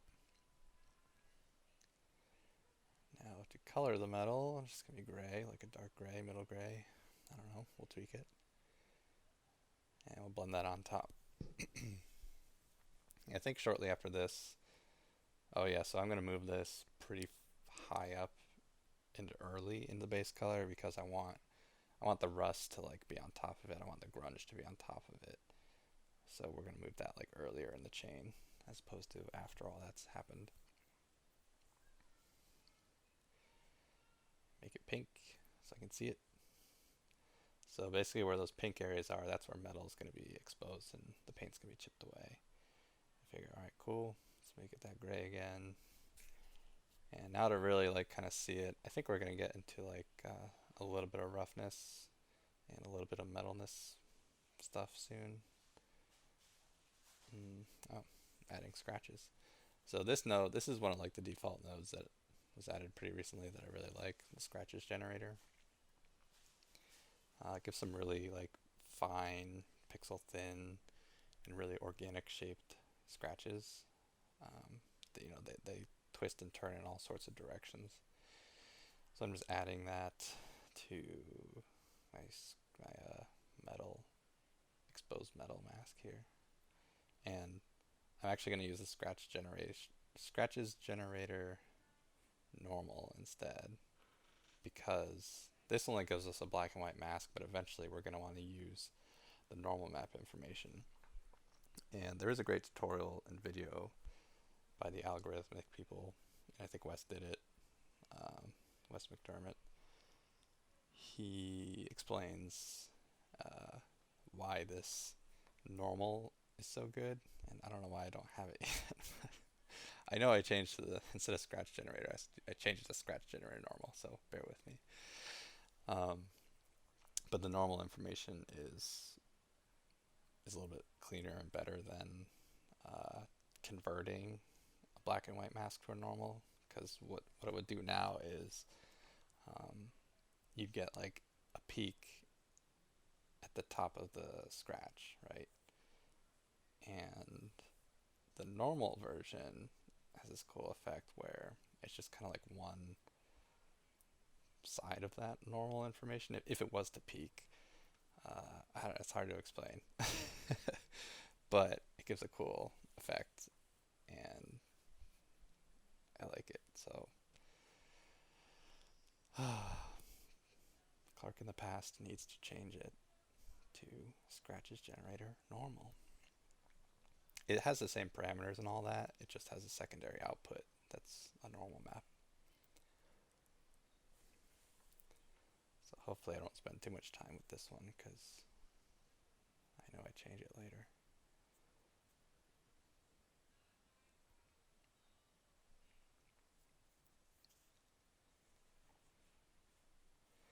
I'm pulling that final metalness down, and I'm just going to plug it straight into the metalness map and see what that looks like to start. So those white areas will basically be, yes, this is metal. Black means no, it's not metal. And I felt like it needed to be boosted because there is a lot of grays in it, and I thought, well, try histogram scanning it. And 0.53 is, or 0.55, yeah. That's a pretty like average number. The higher the position, the more closer to white everything's going to get.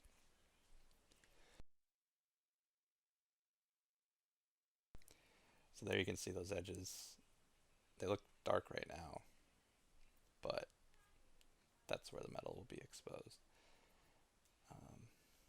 And once we combine this with roughness, we can control how shiny or dull that metal is. And then it's, yeah, so it's just another balancing act we'll have to figure out.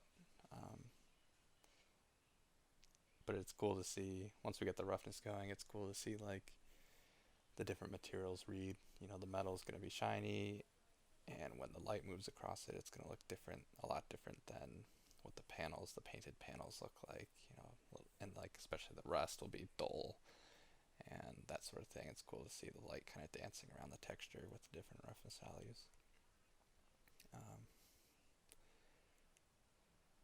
Roughness, moving the roughness output to the bottom because I want lots of space, and I'm trying to minimize little crisscrossy splines.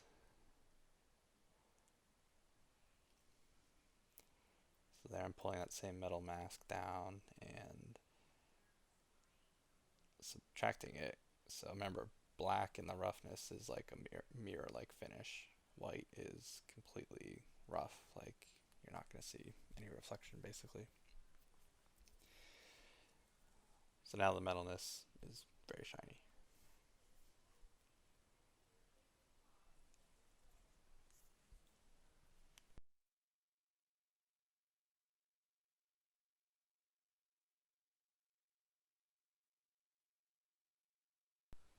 Hey, scratch generator normal. I figured it out. So you can see there has the secondary output, has a normal map.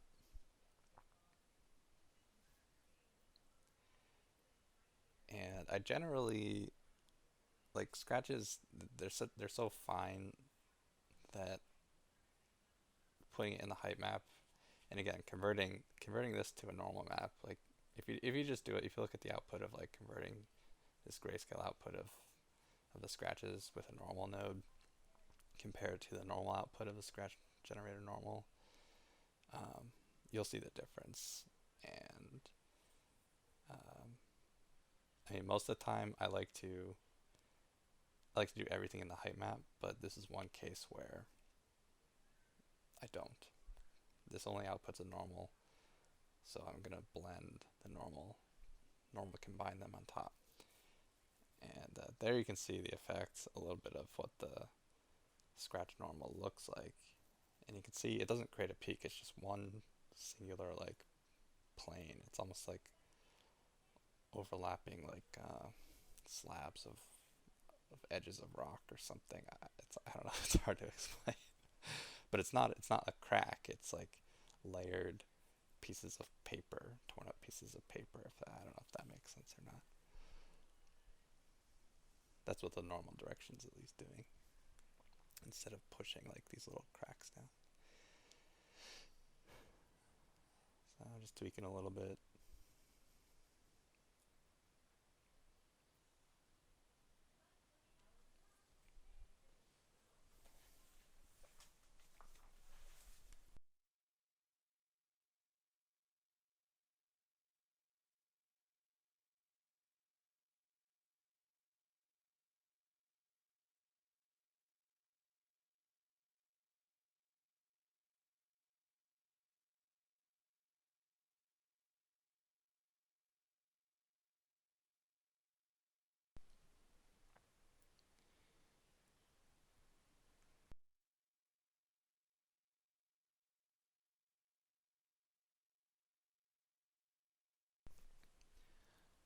So here, since we already got our roughness started with metal and non-metal, we're going to make some space for some other masks to come down, and we can adjust some roughness values of the stuff we've already done so far.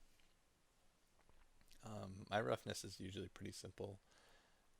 It can definitely get more complicated, but I kind of have the same theory and philosophy with like, if I can get away with a uniform color, like sure, um, it might make my textures look a little more stale in some cases. Like, but for larger areas, I definitely want to add like those grunge maps and gradient maps, to give more variety to some larger surfaces. But definitely in a lot of cases, like you already saw with metal, it's just one solid color, and I felt like that's good enough. I mean, the metal where it's exposed, like it's like 1 to 10 pixels of metal exposed anywhere on the texture. So is it really worth it to get a lot of like variation in that metal? Um, and my answer in this case, in this particular case, is not really.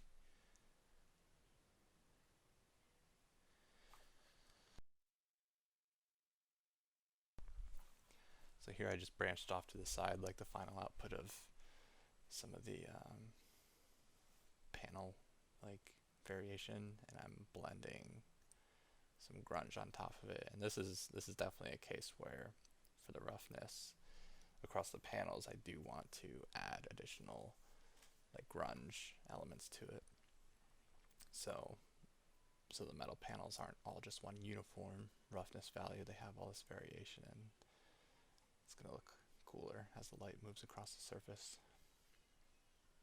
So added another layer of clouds with different seed and disorder, and overlaying that on top, that just adds an extra level of like grunge. And then bring that base paint roughness down here to the bottom where our roughness is going to be, and then a final like levels, so we can kind of dial in how rough this panels are going to be. So right now it's ranging from like pretty dark, almost black, to I don't know, kind of like an off-white, and that's a lot of range for the panels. Like we don't necessarily want that much. So this final levels here at the end of all this grunge chain, we can control. You can see there in the 3D view how the light has a lot of variation as it moves across the panel surface. Like yeah, just looks like dirt or oils have collected in certain areas, and thus making it shinier or duller.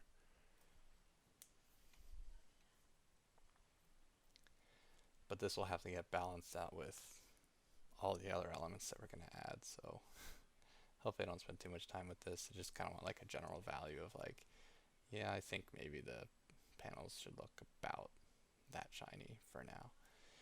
And then once we start adding the rust and like the edge grunge and all sorts of things, we'll try to balance it out again.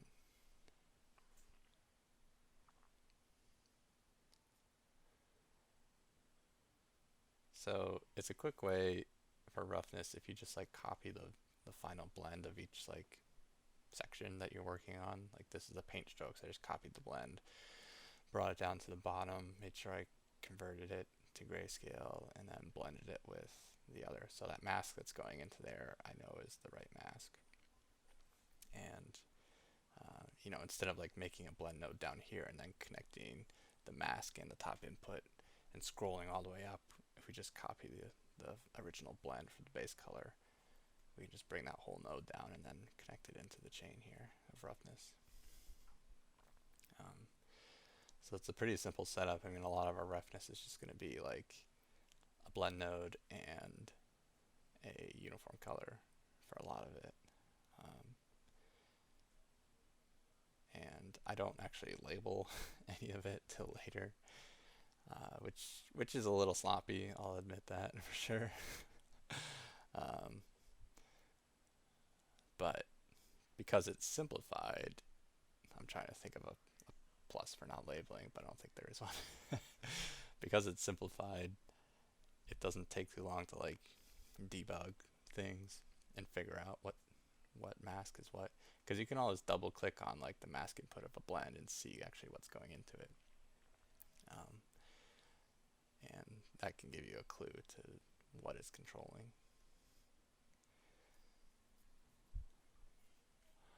So this paint stroke layer, I am giving this little extra attention here. Adding another directional noise on top, or subtracting it, I should say.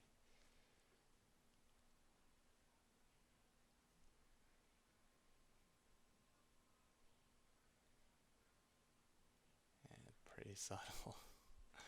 Pretty subtle so far. I'm sure there'll be some tweaking going into this.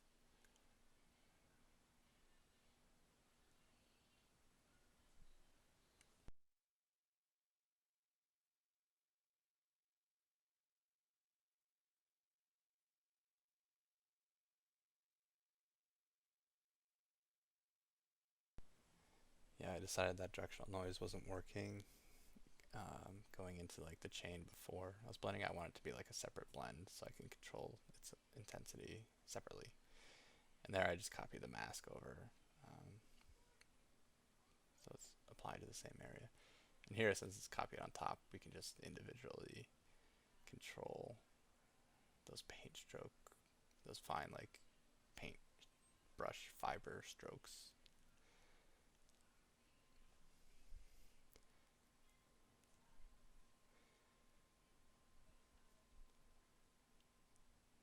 Looks very subtle currently. And subtle can be good sometimes. I mean, you still want to pick up on the stuff that you're investing time into your texture. But making it so obvious isn't always a good thing. Like it can make your texture too noisy, especially that directional noise. Like if that was really intense, you would just see this streaky, noisy roughness all over, and it would look too much. Here I'm bringing down the mask for the paint strokes, and there you see I didn't copy the blend node. I just brought it straight down, making two of them. Swapping the inputs. Okay, I see.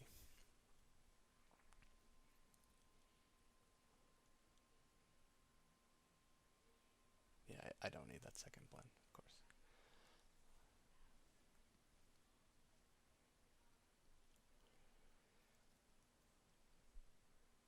And here, excuse me, here, just using a levels node with that transform cloud noise to apply on top of like the blue paint. And I'm going to put that before the paint strokes because since it's paint, I want that paint to be that directional noise paint to be on top of the blue. And now we can control with that levels how shiny or dull that blue paint actually is. And I didn't use a uniform color for that again because it's a larger area and it would look pretty stagnant if it was just one color. So it does have some grungy, cloudy noise, and as well as the paint, like directional noise, paintbrush fibers on top.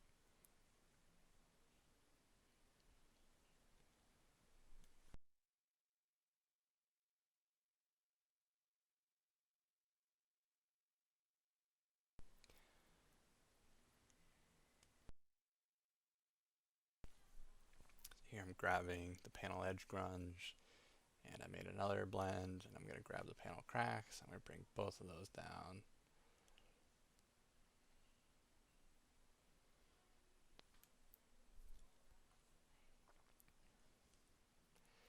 Put them in the chain, mask in the bottom, of course. And there you see I double clicked the mask, and I was like, which one is this again? So I already forgot like what that was controlling, but it was the panel edge grunge. And I want that to be pretty rough, so I just added a uniform color that's white for now. So that adds some additional variation on top of our panels. This is kind of what I'm saying, like the mask that we're using there. Okay, also using white for those panel cracks. But the mask that we're using for the panel edge grunge, it has gray values in it, so some of the underneath information is going to bleed through because it's not completely opaque. And thus, I didn't feel it was necessary to custom make like a grunge for the roughness. I could just add a uniform color and keep it simple. So now when the light moves across along the edges of the panels, it should be more rough there. Here I'm just switching the scene material, or the scene geometry to cylinder to kind of look at it under different lighting conditions and different shapes. It's good to just switch around and do that, and helps evaluate, what's happening. I didn't really bother like upping the tessellation. You can see the engine looks a little suspect there, but I'm really just focusing on the roughness.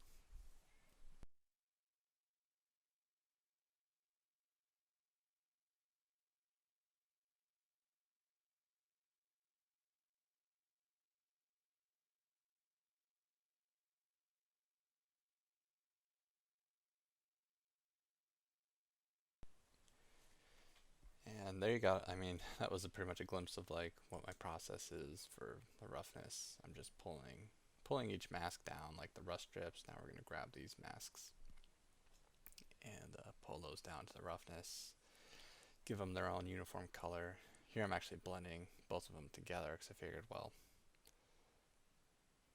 I didn't feel it necessary to separate them to have their own roughness value. And on my way down there, I'm just going to grab the dirt and make another blend, put the grunge into the mask of that third blend, and now I'll just bring them all down.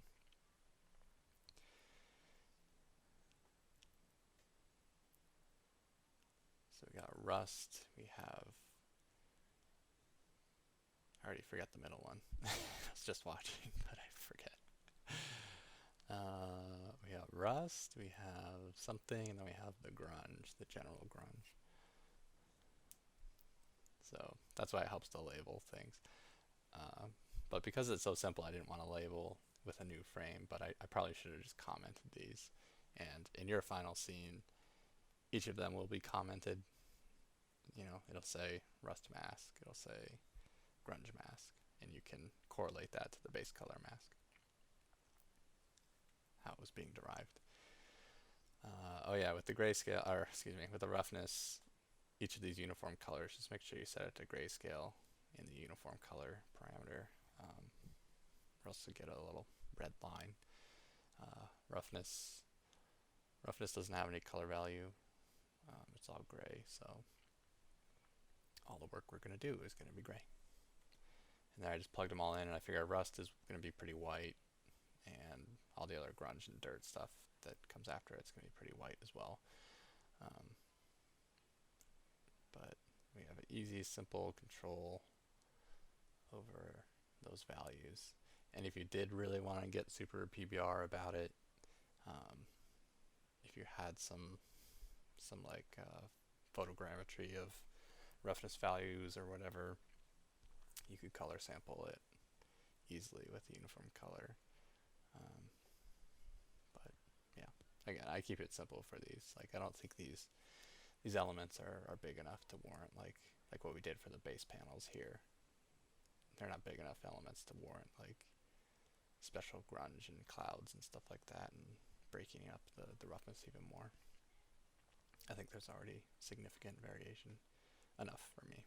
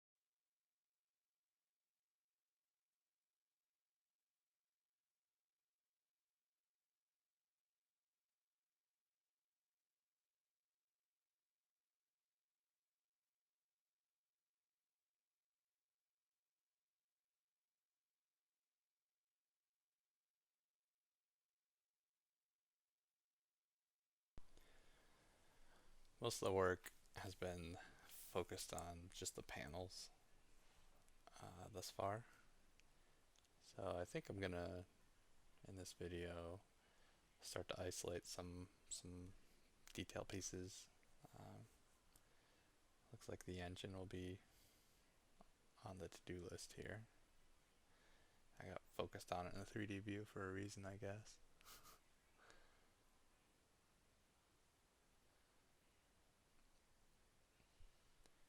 I think here I'm really contemplating like, should I organize my graph now? And you can see I'm having trouble like selecting those little anchors, highlighting them and selecting them, or highlighting them and moving them together. Like, it's really frustrating sometimes to work with those stupid things. Um, yeah, I mentioned a lot earlier. You'll see in the final graph, and there are those anchor points for the splines, but there's also like just reroute level nodes. They don't actually, there's no change in like the levels and the values or anything. It's simply just to move the splines out of the way. And yeah, you can see how tiny like those anchors are, and like selecting them with your mouse is difficult at a distance. Um, and that's why I use the levels sometimes, because cost-wise, it doesn't really add too much.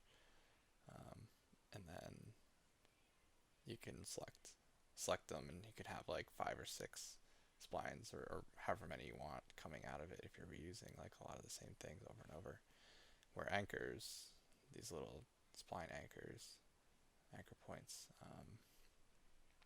you have to move them sometimes one by one. So then I'm like, that looks cool. And then I'm like, I don't feel like doing that right now.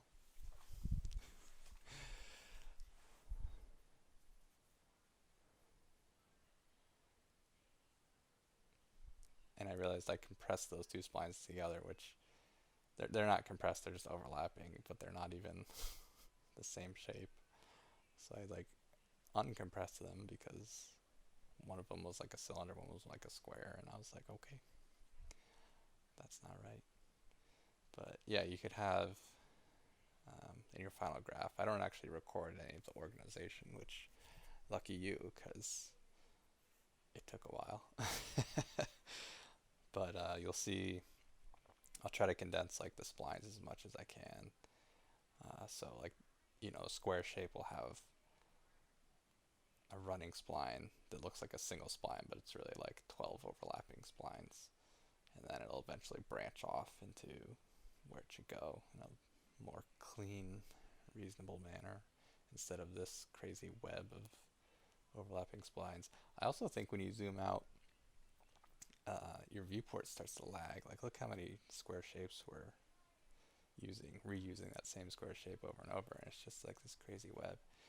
But I think when you zoom out, that graph viewport, I feel like sometimes it like lags a little bit because it's rendering all these splines. Yeah. Hopefully you have a better computer than I do. I mentioned earlier I have a GTX 770, 16 gigabytes of RAM, and the 770 is only a 2 gigabyte graphics card, and an older i7. I think it's 2.4 giga whatever gigahertz, I think. Um, anyway, my computer's old, but it could handle this graph at 2K resolution mostly okay. There's probably times I was wondering if I would see it where I'm just like pausing and waiting, like my mouse isn't moving, and I'm wondering either I'm just taking a break or changing my music or getting a sip of water, or I'm white screening. Substance designer is white screening and being like, hang on a second, I gotta think about this. Um, but I haven't actually seen that in the video recording, so I don't know if it's actually happened yet. But it definitely happened several times, especially as this graph gets even more bulkier with adding more things to it. It's already pretty much at like 70-80%. But my computer could handle it. It just takes some time, especially opening the file. Like when you first open the file, it might take 10-15 minutes for everything to kind of process through at once. So just be a little patient. Here I'm grabbing a mask for the engine, part of the engine, just the inside, like the turbine part. And I used a little trick with like subtract blending. So if you think about it, you can always like extract a mask from your height maps. If you're max lightning them together, you can just take like the final and take the previous height map and then subtract them on top of each other. And I'm sorry, I can never remember which order they go, but just flip the inputs if you need to, with highlight them and press X, and then histogram scanning it, position of 1 to get a clean black and white mask. And that's a quick way to reconstruct or get a mask out of like your height map blends and reconstruct that mask. So there we have like the engine turbine color, and I mentioned it's going to be a darker metal or painted metal, and I think that just helps like with some contrast with the emissive, since the emissive is going to be pretty, or not too bright, but it's a brighter like attraction to your eye, and if it has a darker surrounding, it's just going to like sort of be the focal point of the material. Dark engine base. B means base color. My labeling with these frames is the same as like my outputs. So base color is B, roughness is R, normal is N. It's pretty self-explanatory.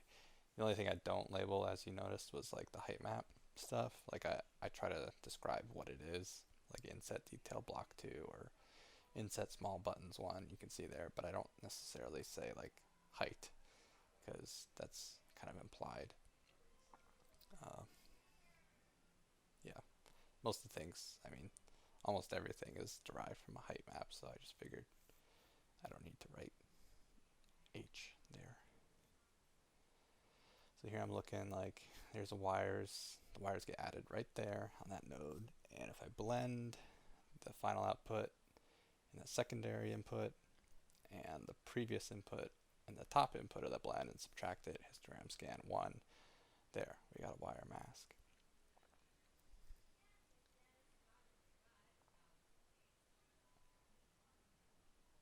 And I still think there's something fishy with the wires. They should be a little more straight. You can see they go like in and out a little bit too much, I think. Um, I know I address it at some point. I'm sorry, I don't know when. It's obviously after this point. um, yeah. I'm also adding those other wires that was sandwiched in between that slanted block and that first engine block with those two pipes coming out. Just going to do the same process. Blend subtract with the final output, the secondary input, and the previous height into the top input. And now I can add them together. So now we have a wire mask of our two wires. And I got rid of the histogram scan because there's no reason to have two of them if I'm just gonna clamp them both.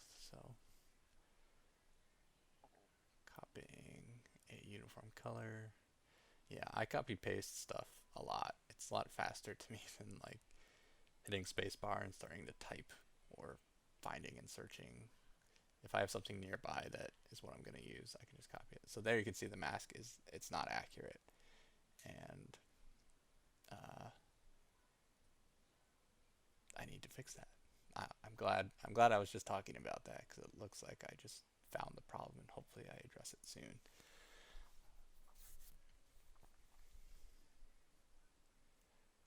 Yeah, the mask it's hard. It's well 0.99 gives a little bit of feathering to it, but the masks if your position is 1, you're gonna have no anti-aliasing, so it's gonna give a very clean like binary mask.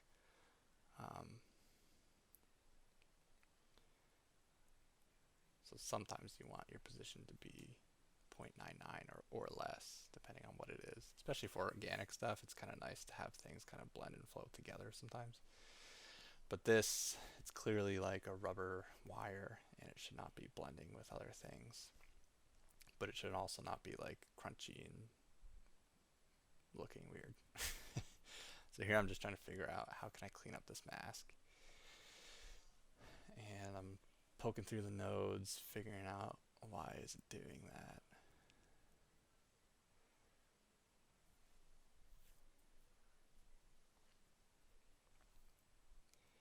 And I found something.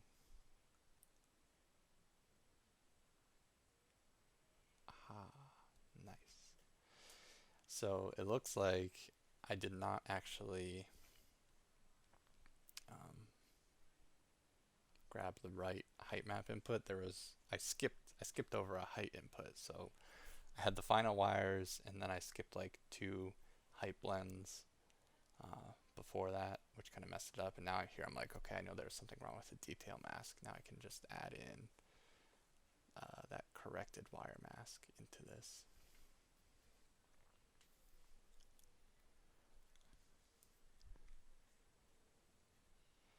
And that's going to clean up that little wire mask a little bit more, or the detail mask, I should say.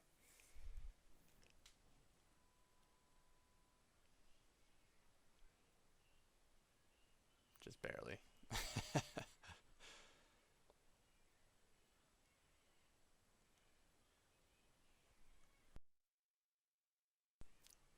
Actually didn't have much of an effect.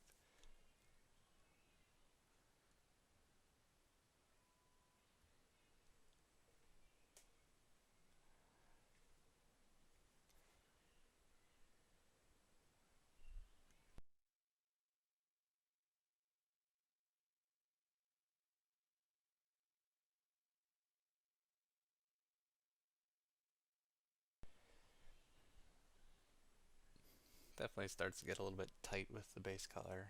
Um, I think I discovered on this material because I'm cascading everything like vertically, left to right, vertically down.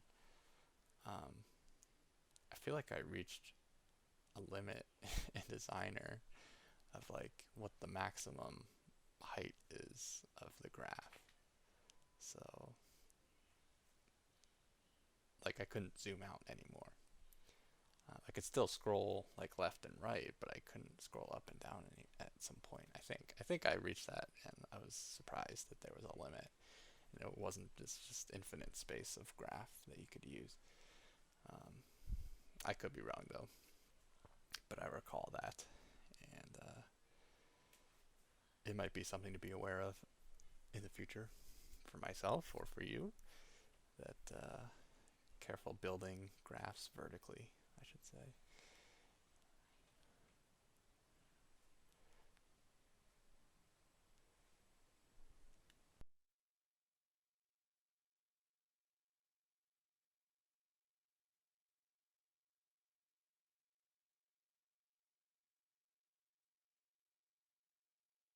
So here I added that detail mask and blended a uniform color on top of it. And I mentioned earlier that it might have been it's redundant that I have that detail mask breaking into the like the base paint strokes and the base panel like variation, because I cover it up anyway just like this with a color. Um, so that could have been optimized a little bit more. There I just color sampled the 2D view of the previous like composite to get a good starting point for the color of what the detail pieces is going to be. I want it to be in the same like color family as the panels, but just different a little bit. And here I am adding a Perlin noise to try to break it up. Um, yeah, I think I also break that Perlin noise with a directional warp. Or yeah, directional warp. I was gonna say with like a color variation map, but we don't have one of those for the detail bits. So I think I just use the final height output as our warp intensity.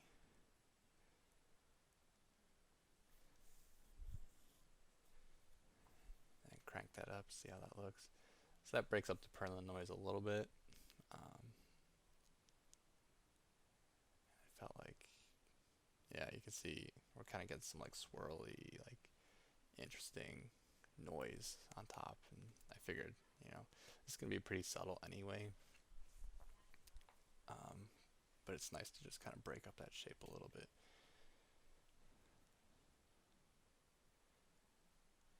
Yeah, overlay on top with a very low opacity.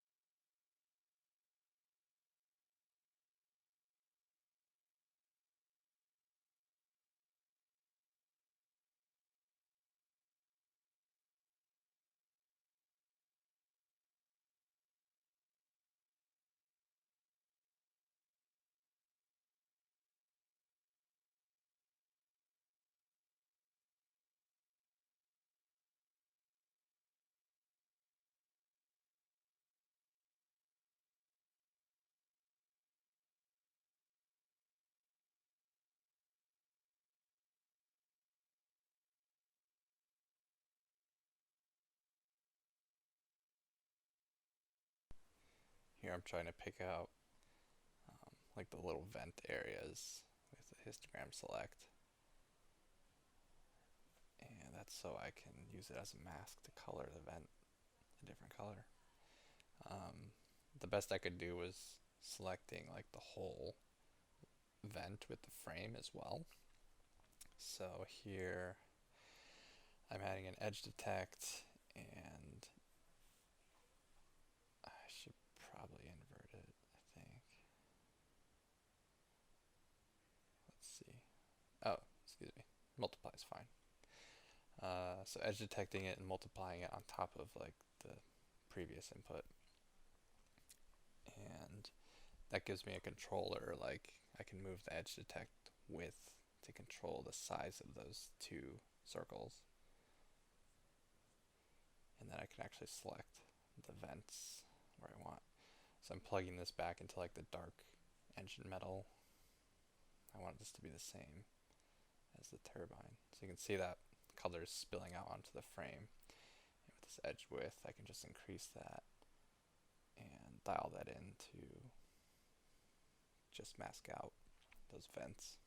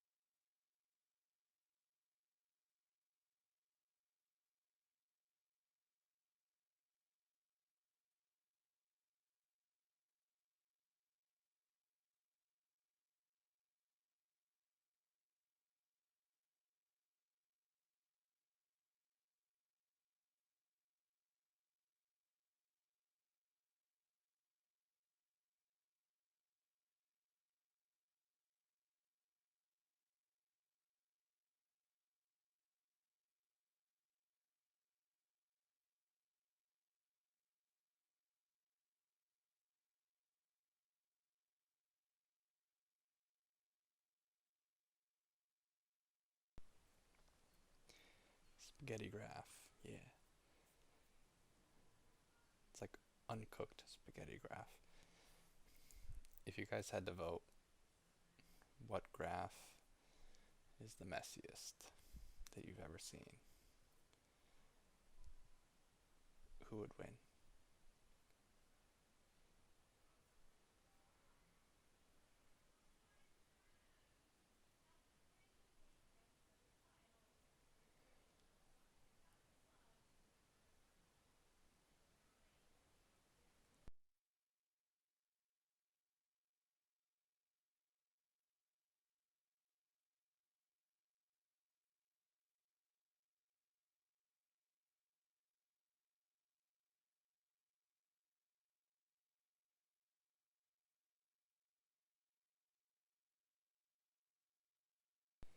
So here I wanted just to create a mask of just almost everything besides like the inset detail. So it's most of the blocks, it's most of the pipes. Um, I'm not sure where I'm going with this. This seems kind of weird to me.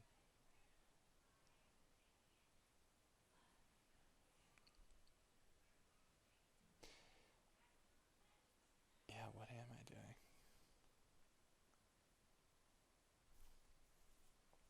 Oh, I know what I'm doing. I'm recording a video tutorial. And trying to get a mask for the outer engine frame. So I had to create this first mask to to make sure I had a mask for anything that's intersecting it and make sure that was clean. And now I can subtract that mask on top of like the disc shape and get this nice clean shape for the engine frame.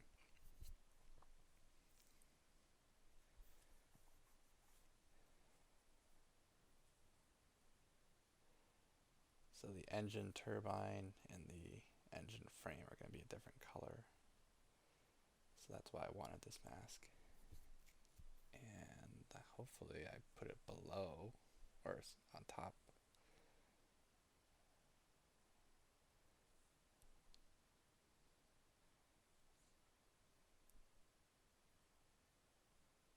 Nope.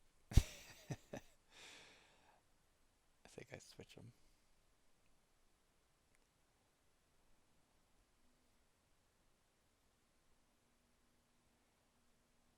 Yeah, that mask is overwriting everything. So yeah, we got to move that above, make it earlier in the chain.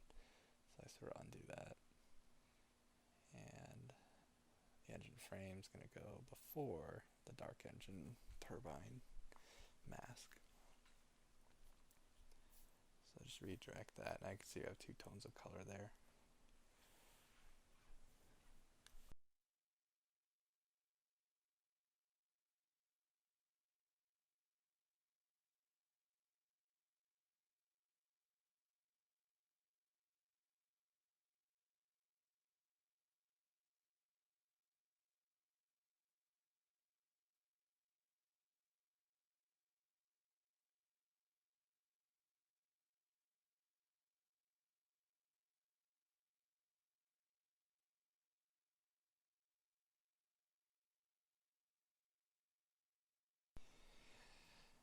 Yeah, I don't feel like there's too much left to explain with the base color creation. Like it really comes down to just masking. You can see I have a uniform color, and then the chain of nodes is all controlling the mask. It's so being able to control that and knowing that you can use like blend subtract if you have something that's max latent on top of itself um, to create masks. That's like pretty crucial in this creation process for the base color.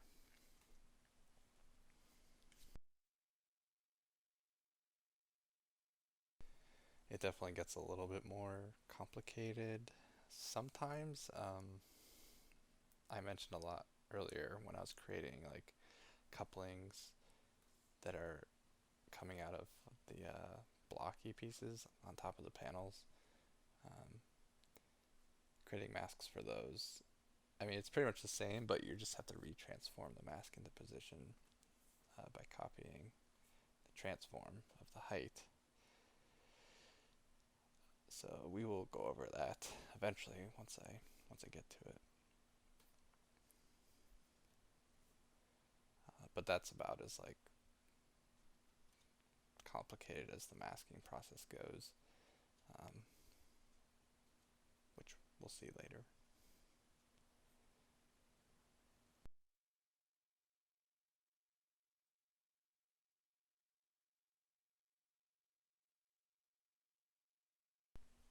So this engine exhaust, I figured with all the heat coming out of this place, like it would kind of scorch the panels and stuff around it with like a black scorch marks.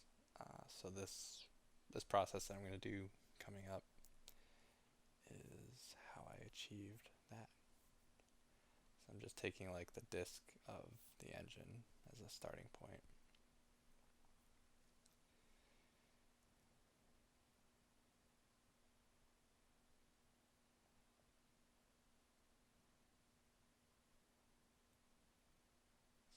Subtract it on top, blur that disk, subtract the clouds on top, and looks like I'm going to pull the ambient occlusion because if I invert it, then those dark areas that are occluded, they'll turn white, and um, that simulates like accumulation of scorching and like the cracks, especially inside of like the turbine, in between like the turbine and the frame, as well as outside like the outer edges. You can see it has this like white glowing halo around the whole engine frame, and there I'm just multiplying on top that blurred disk to kind of isolate where I want this scorch mark to be. Um, I know this mask gets pretty intense. Um, it went through a lot of like iteration and tweaking and trying things to get it to look the way I wanted. Um, so I think we're gonna just enjoy the show. There, I'm gonna actually plug it in to the final output, see how it looks. But you can already see like in those creviced areas, it's getting dark and grungy, with like these scorch marks. I think looks kind of cool. But I also want that to spill outside and onto the panels eventually. So here I'm doing that edge detect trick where you can kind of beef up the diameter of a circle or any shape. Guess I'm not doing edge detect. I decided to use the distance node instead and histogram scanning that to make a full circle. So there you go, I just beefed up the diameter of that circle. Now I'm going to blur it. And now so screw the edge detect. I would have to blend the edge detect with the original thing, and it's just an extra step that's a little less clean, I think. So here with that distance, we can easily control the diameter of that circle where we want this scorching to take effect. And right now it's just based off of ambient occlusion and some noise. But I think I'm going to try to bring in some curvature smooth here. And I'm thinking like, okay, how do I want this mask to look?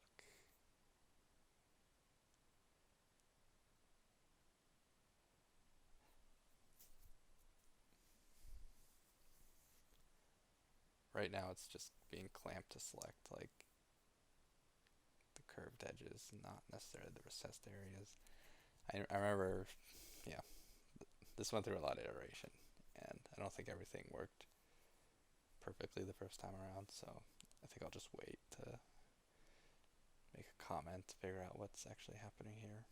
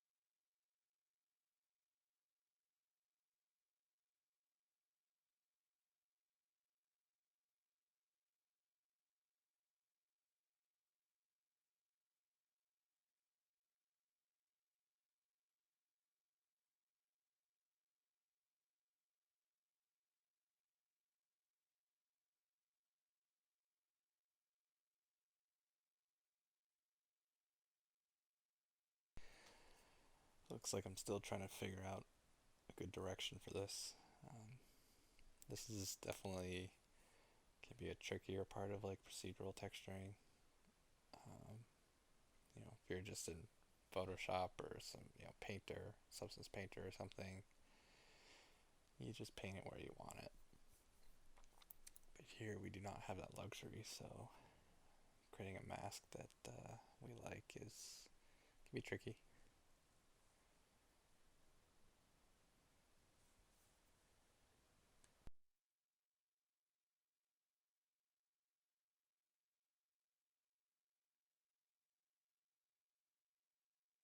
So there I added another cloud noise, cloud 1 or 3.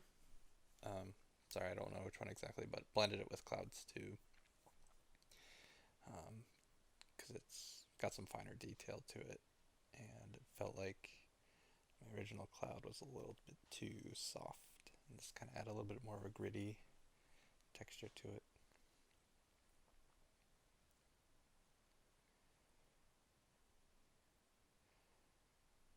I think what I'm thinking is like the scorching is pretty heavy-handed, um, especially in like the turbine area. I didn't necessarily want that. I wanted to feel like there was areas like the vents on the inside of the engine frame and other like exhaust ports or just cracks like where the engine frame meets the panels. Like there's a little seam there where it's attached, and I thought maybe some heat and some exhaust might escape from those areas and not necessarily be spilled on top of like the turbine as much as it is right now. Um,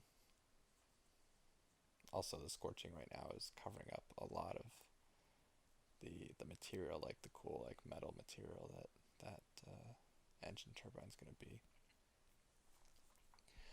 So this is another mask that is used to spill some of this grunge outside of the frame. Um, so taking that same blurred disc and subtracting. It looks like I'm copying. Okay, I copy the distance node, so that way I have individual control over how big this disk is. You can see that final chain at the end of the chain there. That's kind of like a big grungy spot um, outside of the panels, or outside of the engine frame that's on the panels. And that was just made, that disk, blurring it, subtracting some grunge on top, histogram scanning it to give it more contrast, and then I subtracted the detail mask on top of it because we don't want to like double this effect up on top of the existing mask already. And then we're adding it with the existing mask.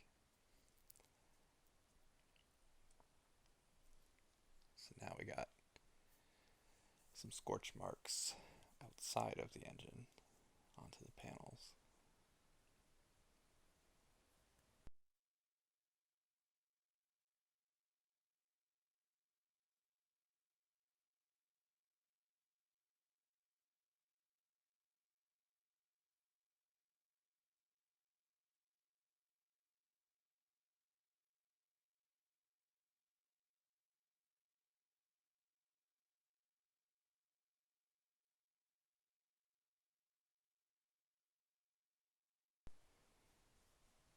Looks like I'm trying to evaluate, like it's very heavy-handed, like on the turbine section. So I'm just poking through and looking at the mask to see if I can get a better result. And there I just plug in that clamped ambient occlusion, or the inverted ambient occlusion, and I decide, hey, that looks pretty nice. I still have areas where I'm seeing like the engine frame and the engine turbine material come through, but they're still scorching kind of in the recessed areas. I thought that was more along the lines of what I was looking to do to accomplish.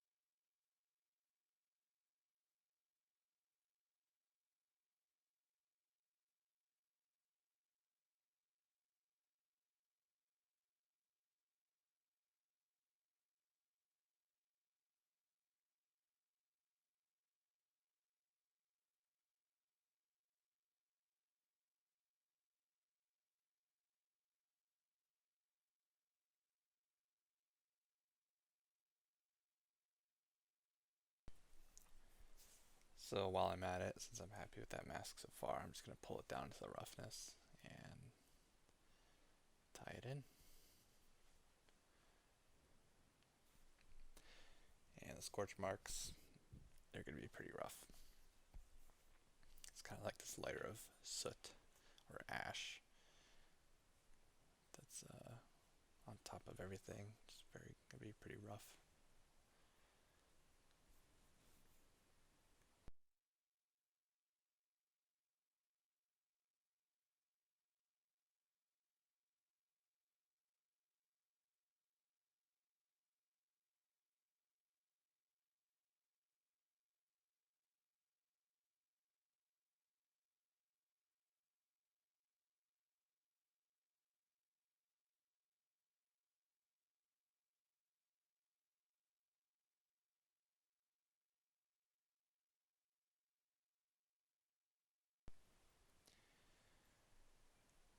So I'm creating two other masks here. And these are going to be, we have like an engine, the full engine plus the vents and the wires as a separate mask. And now I can plug these into the roughness chain. And here I'm clicking through, you can see I didn't label anything, so I have to click on those mask inputs and figure out like where this should go. And I decide for them to be towards the back.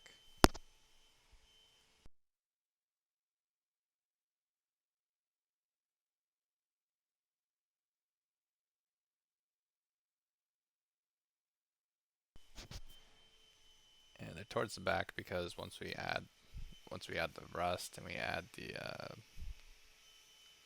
grunge and the scorch marks, that's gonna go on top of like this layer of the wires and engine.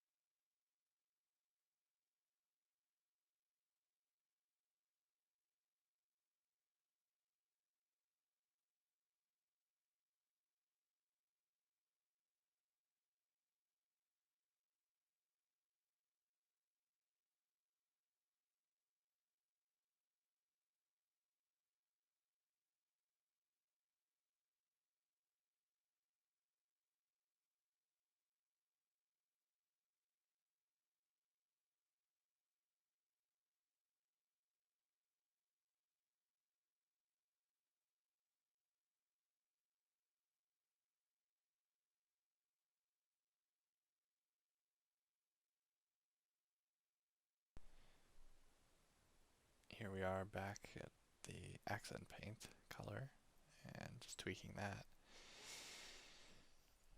And yeah, the material and the textures, they're never done till it's done.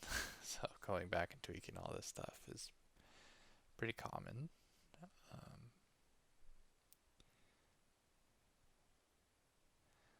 Let's see what we're doing here.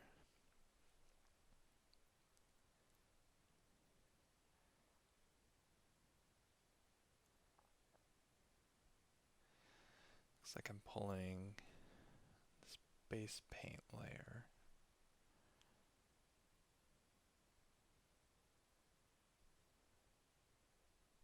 Remapping it to some different values. Oh, excuse me. Actually going to remap it to some color values.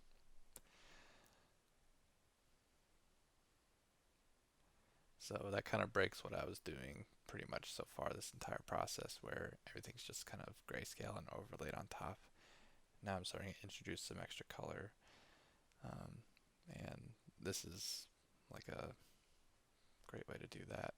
Just taking that uh, luminous variation mask and gradient mapping it and selecting a few colors in there.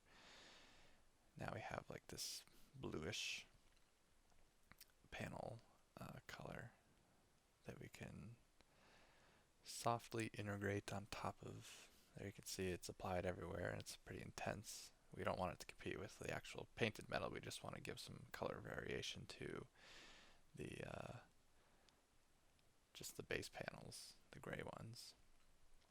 So turn that opacity really low and just introduced a little tint of, blue and extra variation. Um, it's pretty heavy-handed still. I kind of forgot I did this part. I don't know if I keep it, or I don't know if it stays blue. I might do like orange. I don't remember. Let's find out.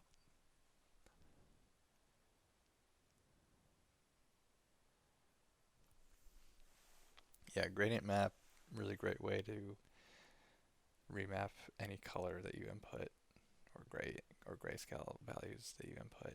Great way to just remap it to different colors. It's a very useful node.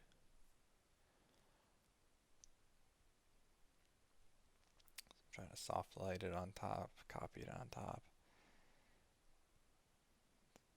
Definitely looking at it now, it looks like it's competing pretty heavily with the paint. So it has to be either more subtle or it has to be potentially a different color.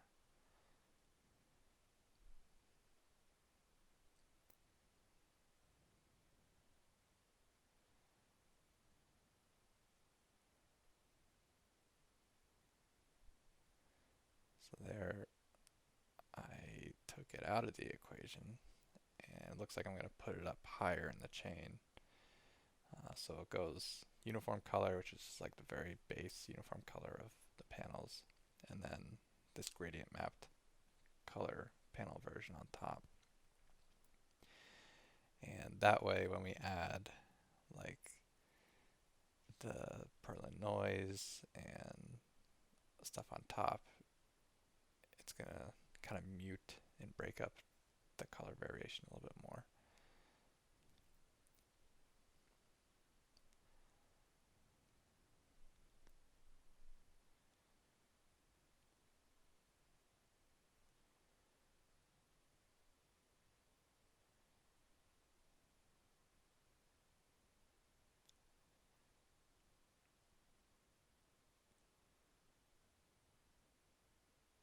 So here I'm going to try to introduce some like warmer colors to it, because everything was just feeling so blue.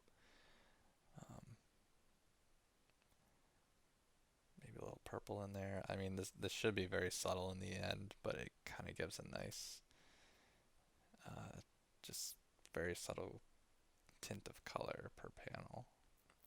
Um, so just tweaking that gradient map. Maybe a couple brighter spots, who knows.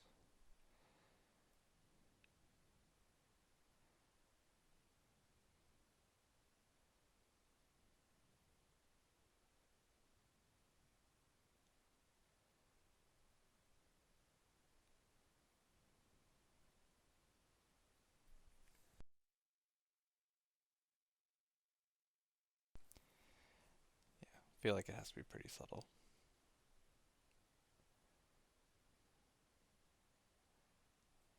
And now I just took out one of those anchor points on the gradient, and that, just doing that alone would, since it was gray or it was a cooler color, that expanded the range of that orangey color, which made everything a little bit warmer. Here I'm looking at the final output again to see like what the intensity is. And I also noticed that the scorching is really crunching to black in those cracks. it's too much, I think. So I think I try to soften it here. But it's basically like, because the roughness is almost at white and the color is pretty much black. It is black right now.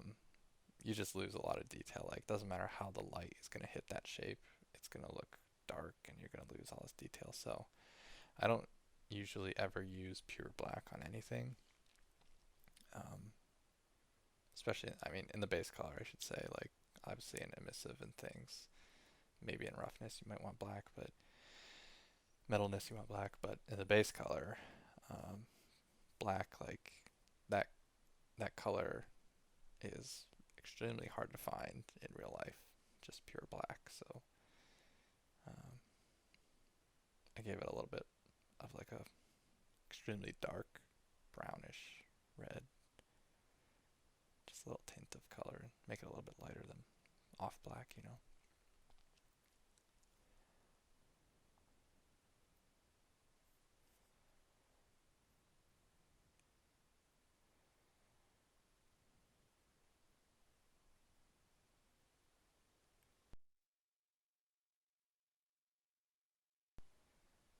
I think I'm just experimenting with something here. Yeah, I was trying to create this like starry shape um, with the splatter circular, and I thought this might have been a good addition to like the scorch, the engine scorching um, on the inside. Like, I wanted it to go from the cracks and crawl up the sides a little bit more in between like the turbine and the frame. Here I'm trying to like transform it into the position in a second. Um, it, it doesn't work though. It might have had some potential, but this gets deleted, so don't worry.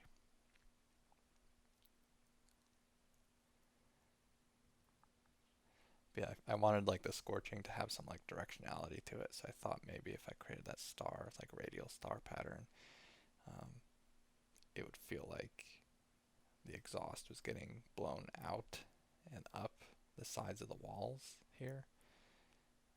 Um, but maybe with some more tweaking and stuff, it might have looked okay. I just I didn't think it was adding enough to really keep trying to make it work.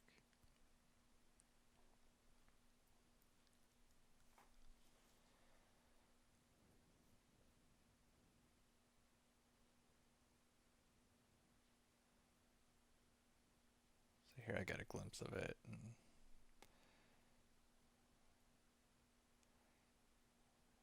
trying to evaluate if I like it or not. Do I actually keep that? I don't think I keep that.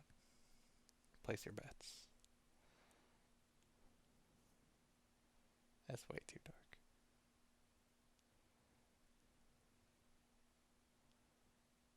Comparing what looks better.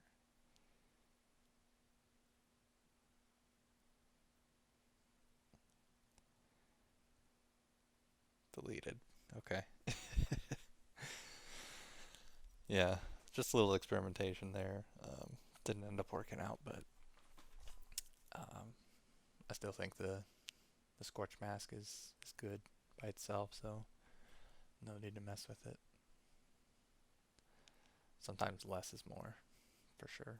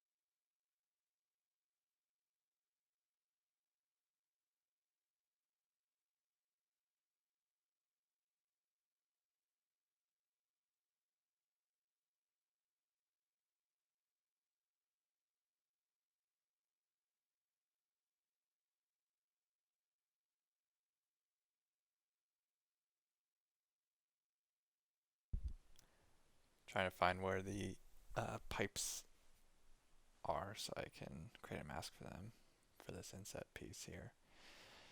The pipes in the inset piece, I should say. So there you go, using that subtract method with the two height maps. One with the final pipes, one without it. That gives you the difference, and you can histogram scan it to create your final mask. That also included, though, those 3 buttons, which I don't want. So just doing another custom square mask. It's going to subtract on top and mask out those 3 buttons. So we just isolate the pipes, and then we can pipe the pipes through the graph and make them a new material.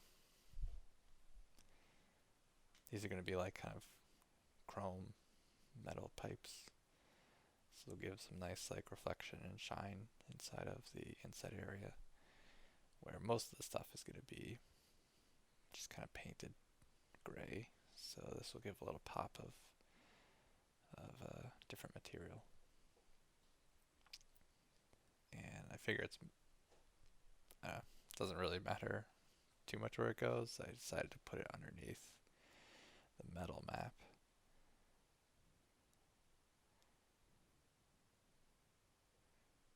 Try to like keep all my metal materials kind of in the same area.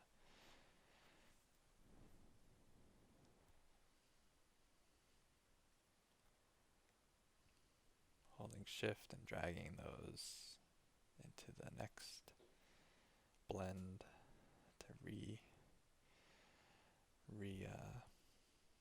to direct the graph.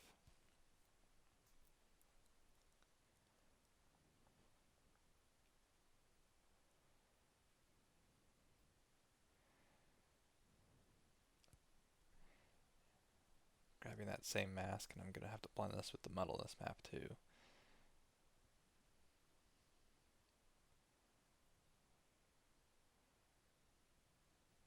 So I should just add this on top. Yeah.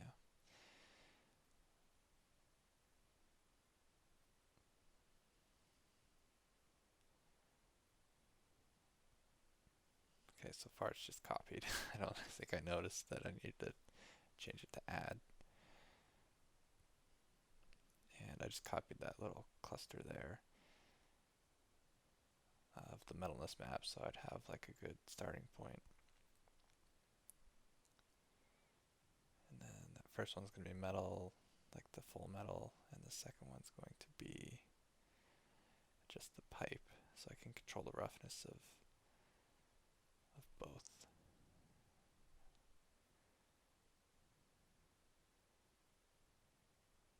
Still need to change that to add.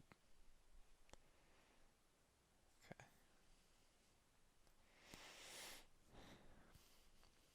So that was a quick way to make a metal pipe. It's very, very similar to the same process we've been doing with creating masks. I'm just playing with the roughness value.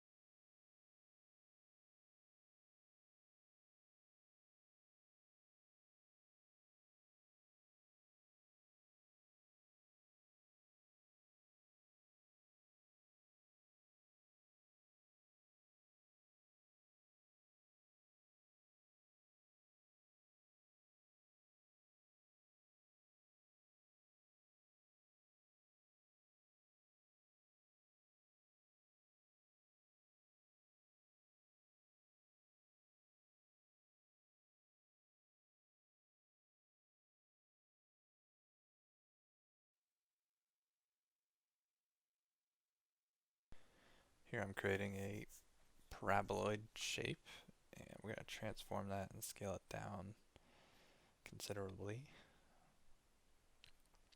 And this is going to create like little light bulbs,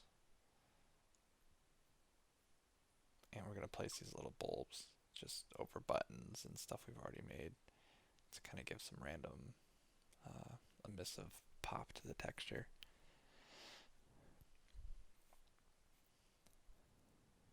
So we're going to use a gradient map, and we should use that to color it some bluish hue.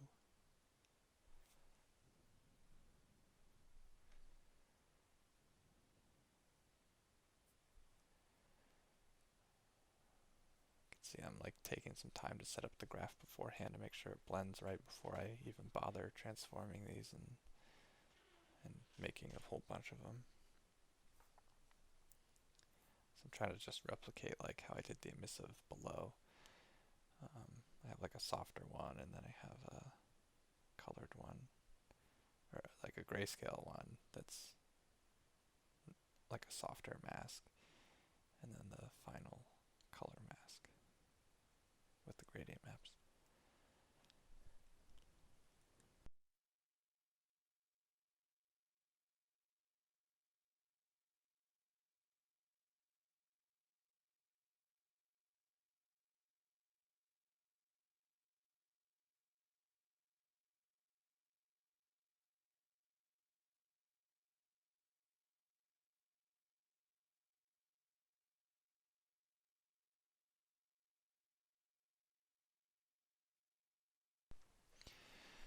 On top of just making it like an emissive bulb, I also want this to affect the height map.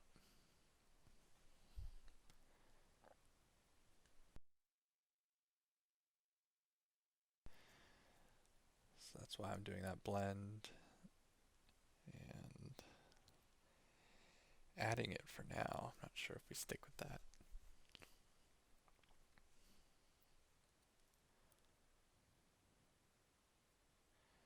Scaling it down to be a little tiny sort of LED light or lit up button.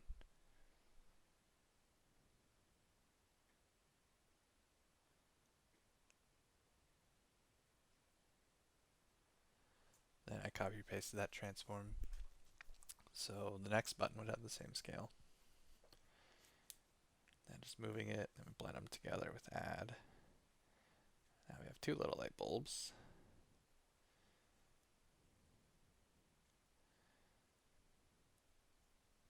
And I just duplicate this process until I'm happy with the amount of little lights that I have. Then we'll see how to finalize it and combine it with the emissive.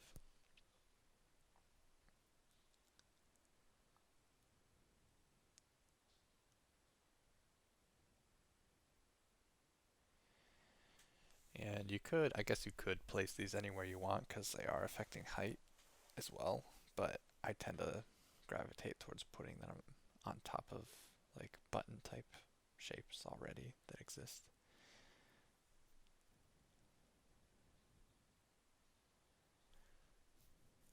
So that's 3 down, a couple more to go.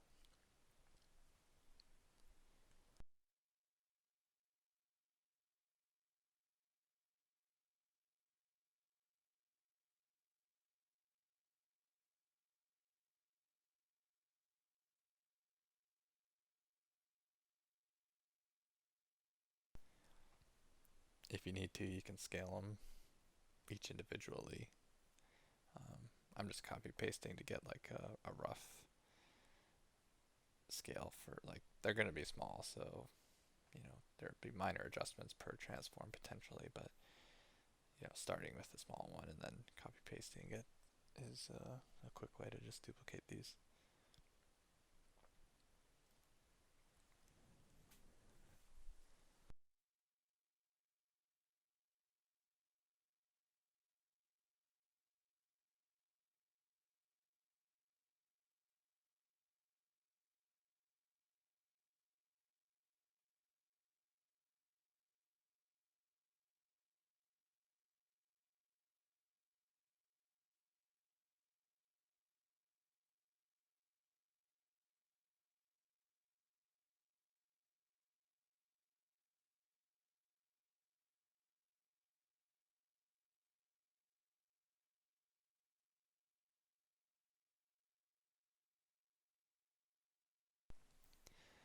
There I'm even using like the offset number in the transform because I had to move it a far distance and selecting selecting it with zoomed out was hard.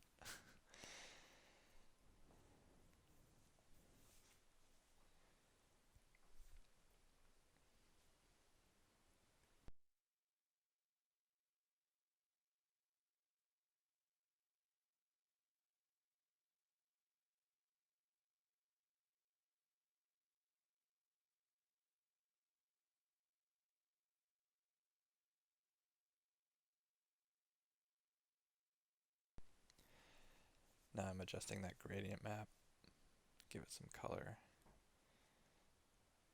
and redirecting those splines. I definitely still have to add this to the base color. It's one step I haven't done yet.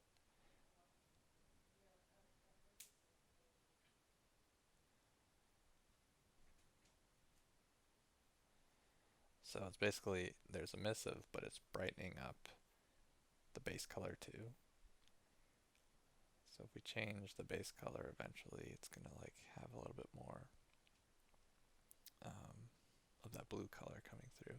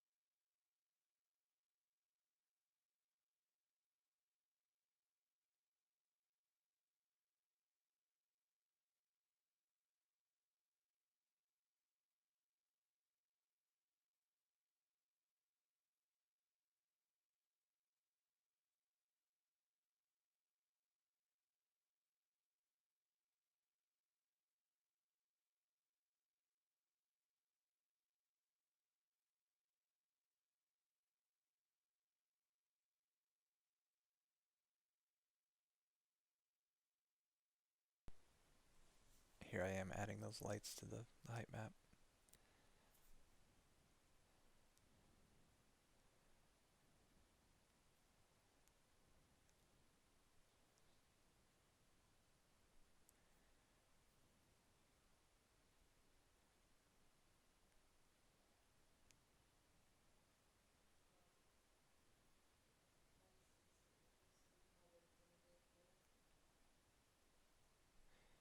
And I'm screening it on top with a low opacity, so it's just going to subtly bump up the areas where these bulbs are placed. Then I can shift drag that output to the one with the lights. And there you can see it's affecting it. It's a little extreme though.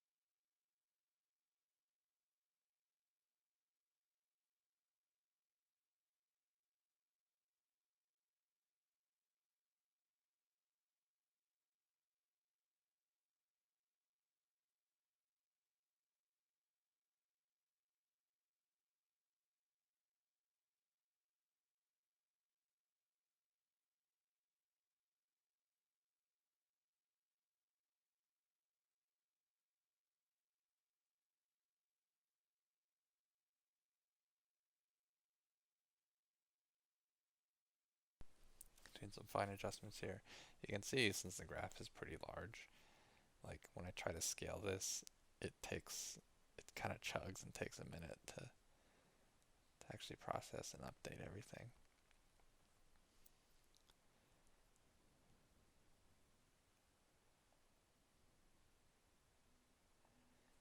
So yeah, just kind of hand tweaking some of these light bulbs. That one doesn't feel like it's covering a good enough area.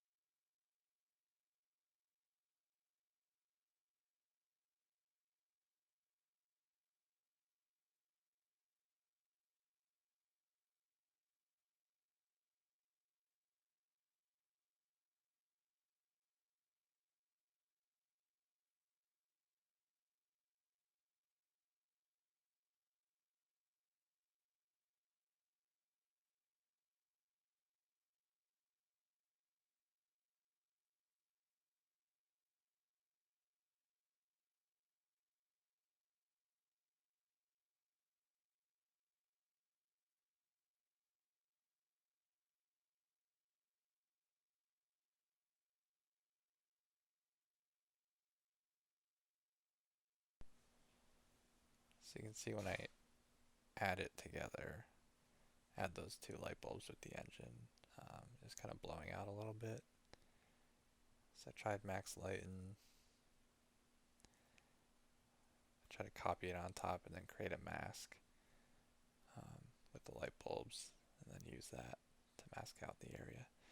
Because it was just blowing out, it was getting too white. And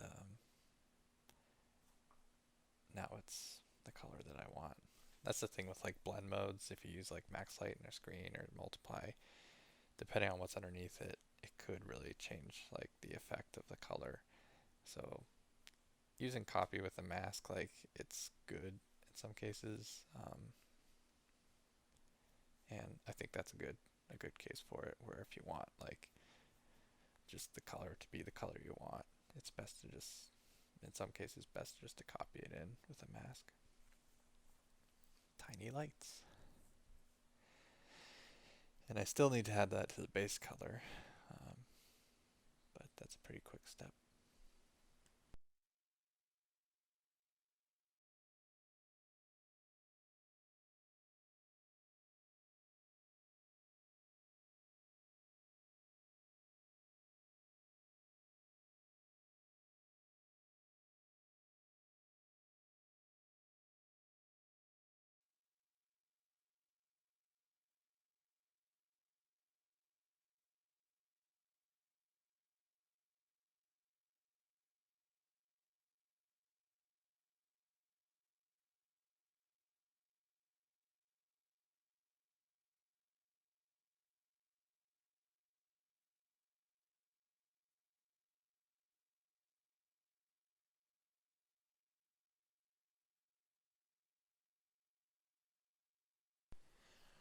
So there's the first time you see I switch to linear curves. It's just using that button on the top left of the graph view. It's kind of like a zigzag. And you can see it pretty quickly cleans up a lot of stuff for you. Um, so I found like sometimes I click it just so I can read my graph a little bit better. But overall, I actually don't like the look of it. I think there's too much like overlapping lines, and in some cases it can make the overall graph harder to read. But I think in this case, because we have so many crisscrossy lines, it just kind of redirects them to 90-degree angles. And already there, switching back to it, and back again.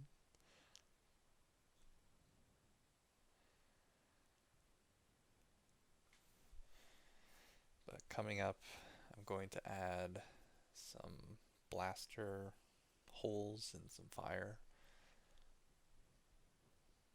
It's kind of a fun way to finish off the height map, even though it's not the last thing I do. But adding damage is kind of cool. And this is fun process. Gives some personality to the material. In production, is it practical to do this? Like probably not at all, but it's a good like thing to learn if you ever need to do anything like this. Um, yeah, a lot of things in this demonstration I don't think I would necessarily do like if I was making a tiling texture that's going to be repeating a lot. But this is just kind of like I said, a demonstration of some techniques and some fun stuff. Trying to make some cool art.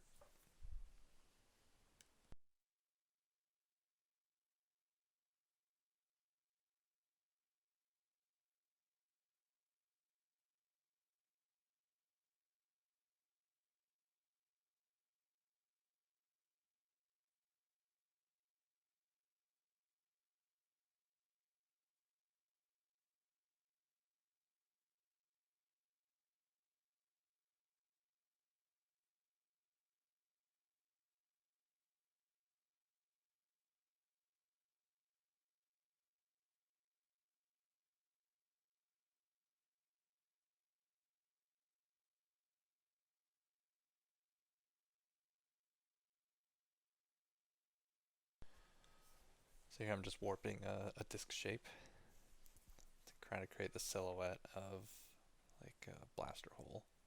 It's not going to be a perfect circle. It's going to have some weird shapes to it. Prior to that, I was playing around with the tile sampler, trying to get like a decent scattering of some holes, and I didn't like it. I think I'll just hand place the shapes. Or I might use, I can't remember, but I think I might even just use a tile generator. I guess a tile sampler would work too, but I had too many like X and Y samples, which wasn't working.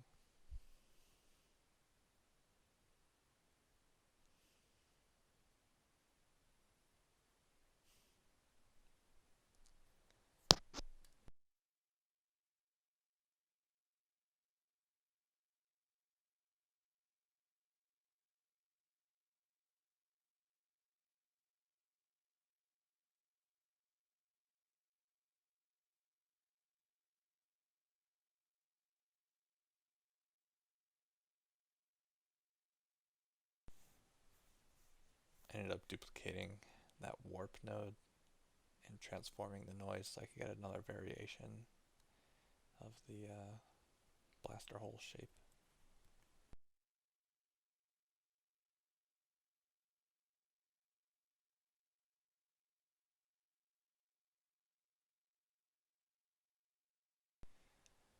So I am using a tile generator, 2x2.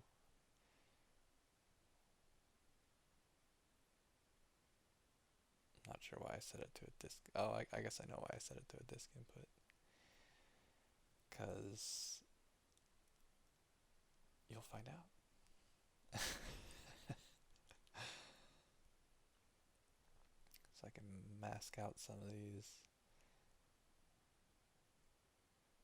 Just using the random mask, and I just want two of these to show, and I figure, okay, diagonal is cool. Let's get these two diagonal pieces to show. You really don't need to use a tile generator for this. You could just hand place two, since I'm only going to have two of these scorch marks, but I thought this might compress the graph a little bit more.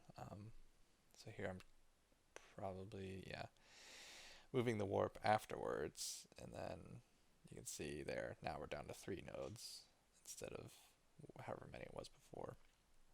And we still have 2 blaster holes that are unique shapes.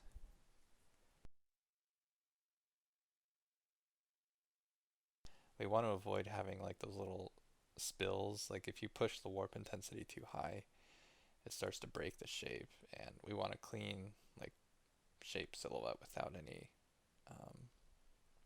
like artifacts around it.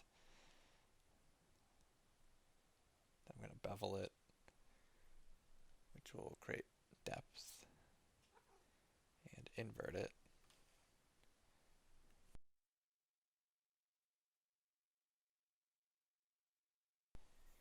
And we invert, of course, because we want it to be dark and we're going to be pushing these holes into the surface of the panels.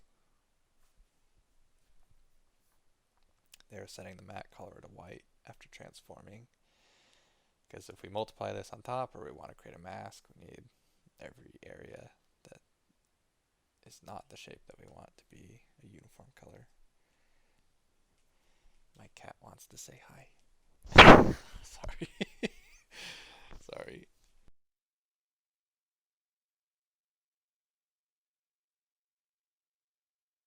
Sorry about that. I see a big spike in the audio levels. That's going to hurt your ears. But you can blame my cat for that. Additional warping here after we transform it, just to give a teeny bit more variation.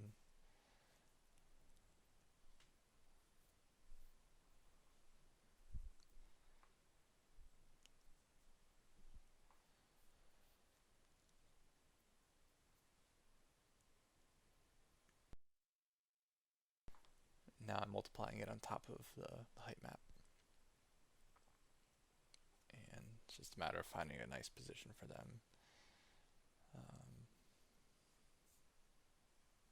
Yeah, this is not the final position, but you get the idea.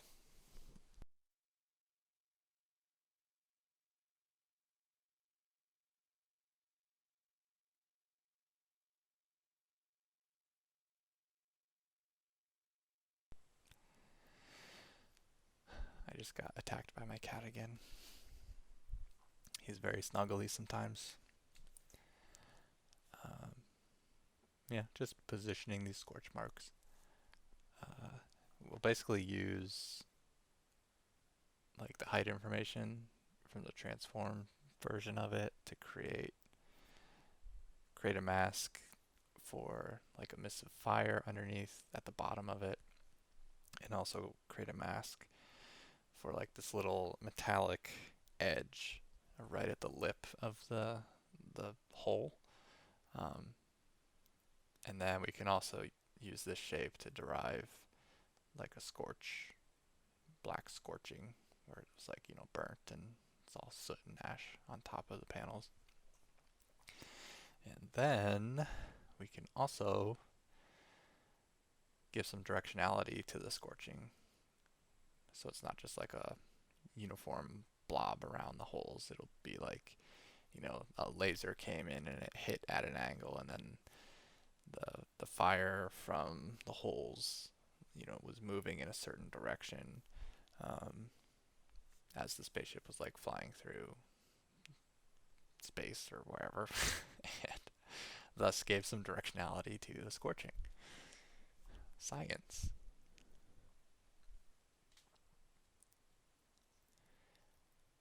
But yeah, this like I said, this in production is probably not practical, because if this was a tiling texture, you'd have the same two blaster holes, punctured everywhere on the hole. But it's fun to do.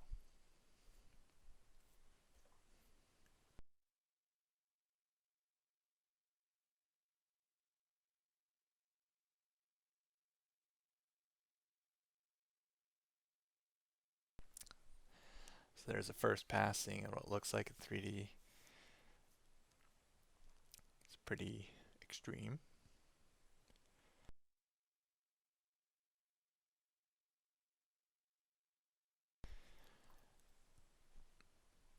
Depending on how much damage you want to do, since these are just tiny little holes, so I didn't really go into any like detail about what's underneath the panels, but you could create like a grid system of,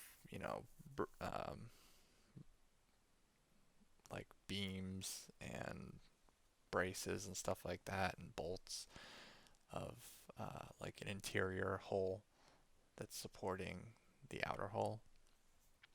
And so you could create something like that and then chop off like bigger sections of damage, so you can like expose an underlying hole underneath, like the skeleton of the ship. Again, having that baked into like the final texture could be a little strange. If any of you follow like Algorithmic's YouTube channel, there's a great like anchor point demo in Substance Painter where they paint layers of like hull damage for a spaceship. And personally, I think that's a really good way to do it, especially in engine, like in the shader, as opposed to being like a baked down damage on the in the texture. But again, this is for fun.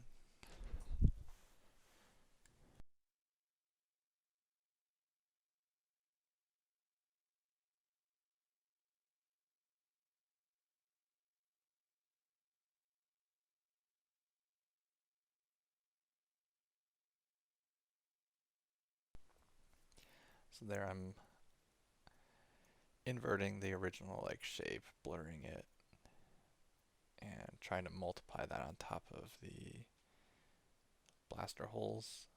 So the idea here, which it is going to have some tweaking involved, but the idea is um, the blaster hole, it created a hole, but it also like dented the surrounding metal inward as well. So I kind of want to create a subtle effect where uh, it's dented, and that kind of soft, blurred shape should hopefully accomplish that. And I had to scale down. I had to scale down the original like um, tile generator because when you blur that mask, it was going outside of like the tiling, like it was creating a seam basically. Um, so now that I've scaled that down, there's some room for that shape to blur out softly in all directions.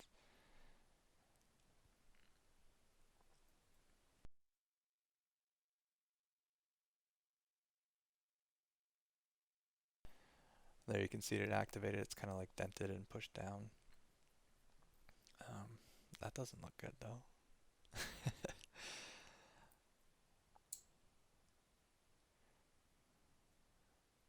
Yeah, it's because I had that mask there by accident. That's not needed.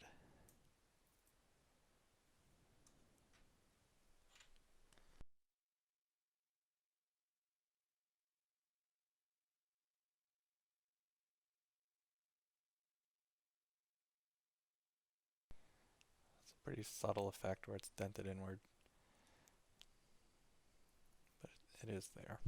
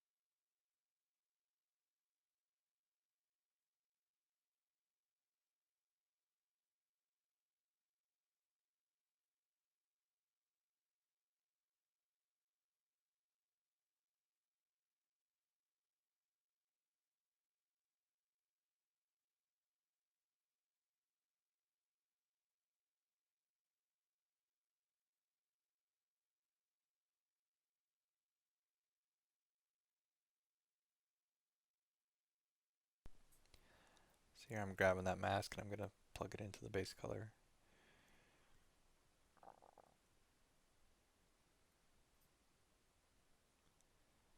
Whoops.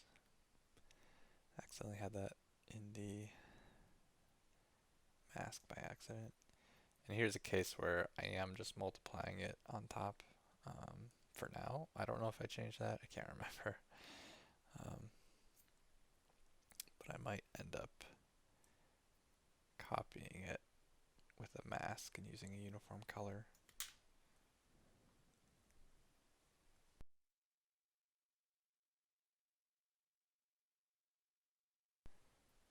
That was a long pause. I wonder if Substance Designer just white screened and hung up for a second. I mentioned that before that since the graph is really heavy, like if we add something that needs to get processed, um, sometimes it could take a minute. But luckily, I've never had. I won't say never, but during this project, it never crashed for me. You know, there was points where um, it white screened and it came back.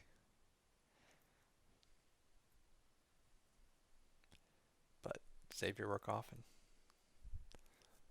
Rule number 5.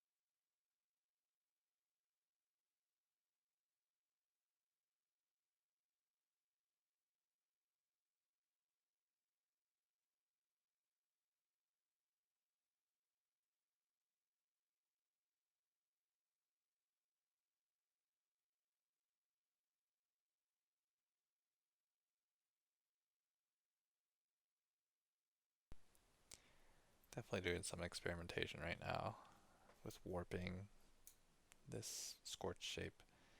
I tried blurring it. Now I'm warping it with a blurred crystal noise, crystal 2 noise.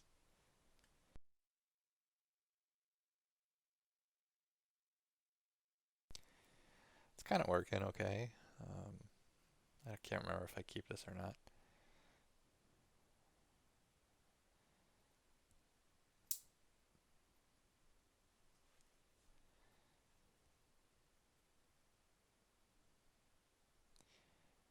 Hmm.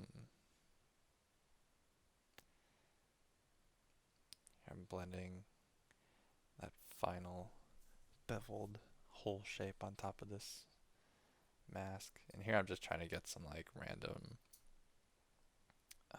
scorching along the outside of the hole. And I don't think the crystals are really the way to go because they have a certain like directionality to them. That's why I use 2 of them. You can see I'm switching to a Perlin noise here. And that just gives a much better like organic, non-directional warping.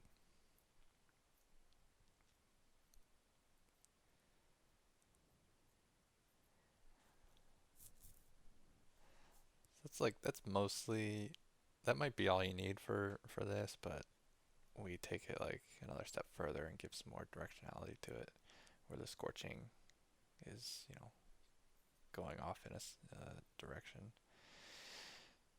Um, so let's see, we're probably gonna get to that soon. I'm trying another method here actually before I do that, using a non-uniform blur with that black and white mask, and you can see that's giving a pretty nice soft fall off outside of the holes. This looks kind of good. It might be better than blurring it. And there, that really expanded like the distance of that scorching, and also tightened up, made it darker towards the edges, and then it falls off more. So I think the non-uniform blur is a little more successful here.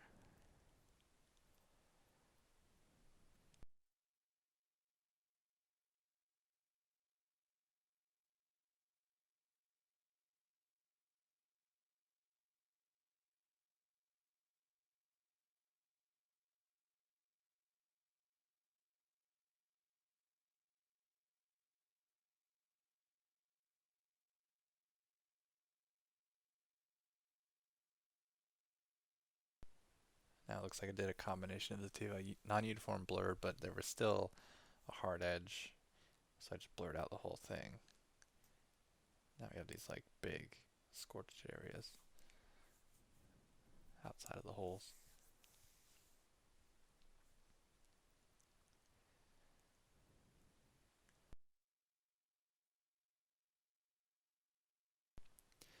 So we are going to use a slope blur grayscale. I think this is the only time in the project I use slope blur. For organic stuff and chopping up like cracks and edges of rocks and things like that, this is a really great node. But for hard surface stuff, I haven't really found a good use for it. So if you slope blur grayscale that final mask with a gradient, you can see it kind of stretches it in a direction.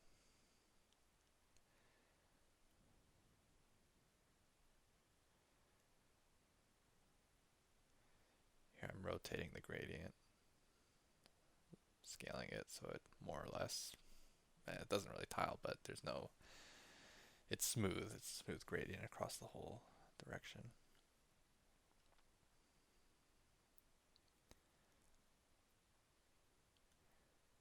You can kind of see how that's creating this like directionality to the burn.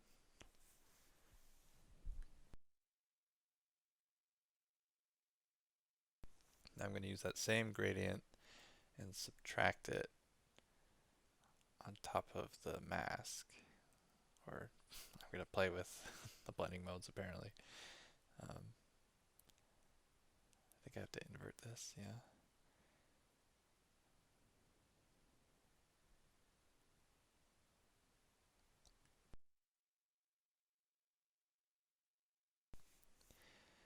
Definitely thinking about how to get this to work. I think it needs a histogram scan to clamp this gradient to a certain range. So here we go, let's try it.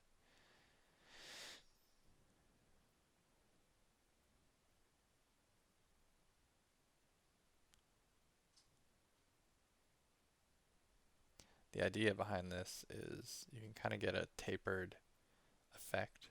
So the directionality of the burn was like this uniform thickness, and I felt like I wanted it to like start thick at the hole and then taper to a smaller point by the time it like fades out. And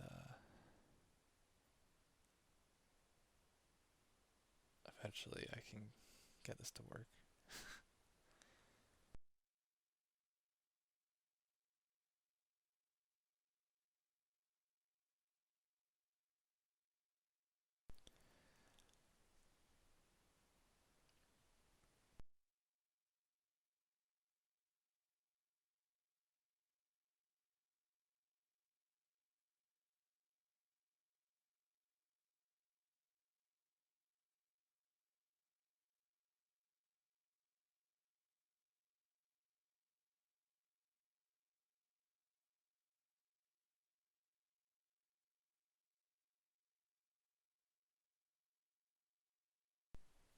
You can also notice that I haven't plugged this into the final graph yet.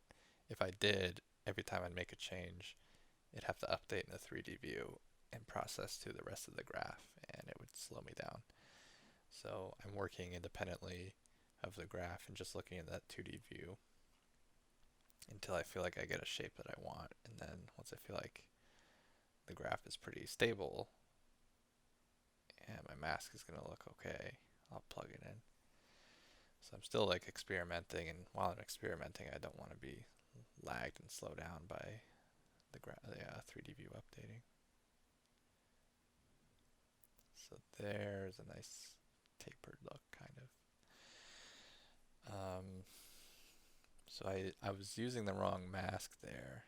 You can see a slope blur, there's some banding there. It's not like a perfectly smooth transition. Um, so I'm going to directionally blur it, and I'm going to select an angle that's in line with like the angle of my gradient, and that kind of smooths out the slope blur.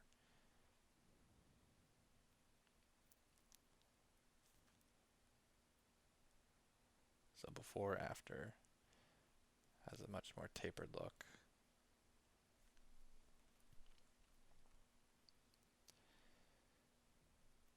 And I did that using like the original black and white mask, slope blurring that with the gradient, and then I think that dividing a histogram scan gradient, yeah, it's divide on top to create the taper.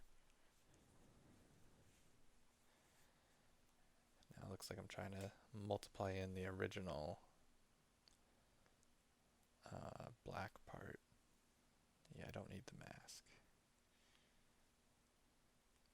So now we have the scorching on the outside of the holes, and we have the directional scorching multiplied on top of each other.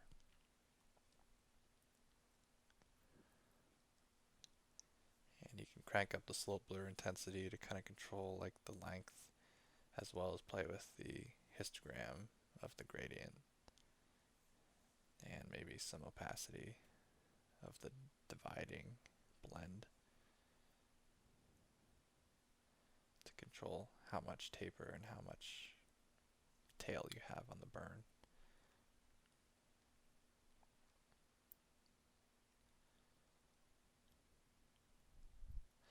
You can see slope blur, it creates this very uniform um, pulling like down of a shape.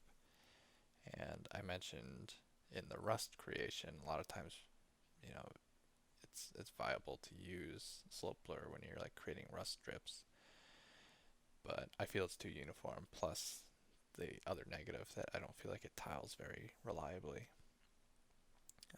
But in this case, these blaster holes are not going to be along the seam anywhere. You can see those, the scorching, the burn tail is like headed southeast away from that seam at the top. So I thought it was appropriate to use it in this case.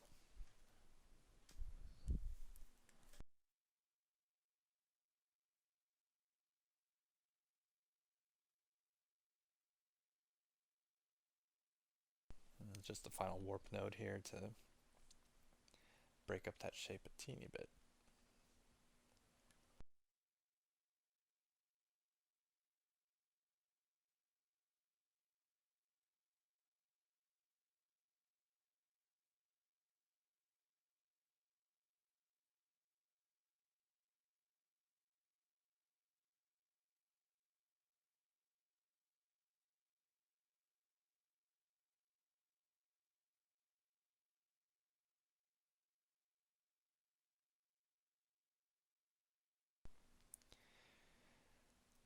There's a little bit of a negative with this. That gradient is not like, it doesn't relate to the transform of the holes at all. So eventually I end up moving these blaster holes, and I have to kind of reposition and reorient my gradient, as well as like redirect the directional blur. And um, there's some rework that had to go through. It's not like a fully um, I don't know, the cascading effect of the nodes like working together. It's kind of like a one-off type thing where um, it doesn't all like originate at the same thing. So you have to manually tweak some stuff if you make a change. And there I just inverted the mask, and I did end up using like a uniform color for the color instead of multiplying it on top. Um, I just like doing that. I mean, you could multiply it on top, but I didn't.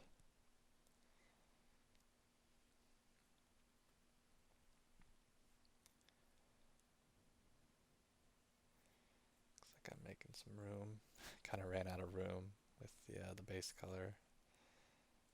Waterfall, cascading colors.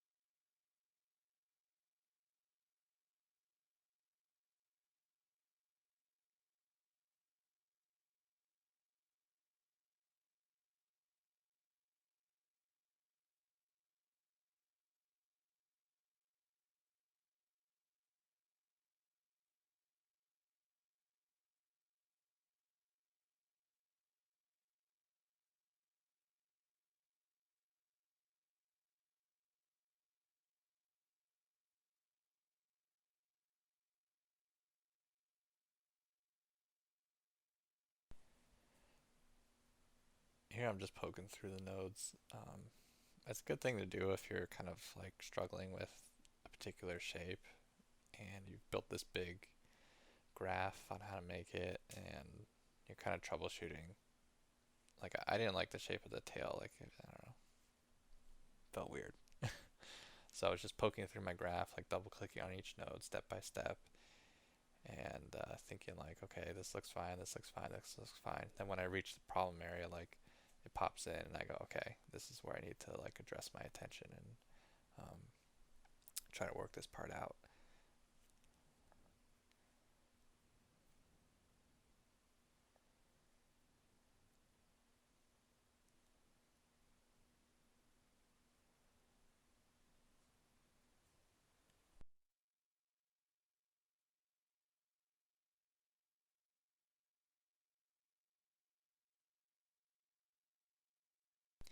It pretty much came down to that tail. The burn tail was too thick, and so I ended up, instead of using that black and white mask, I just used the original bevel, which is a little bit smaller and has some fall off to it into the slope blur, and that gave like a smaller, thinner tail, which I think looks nicer.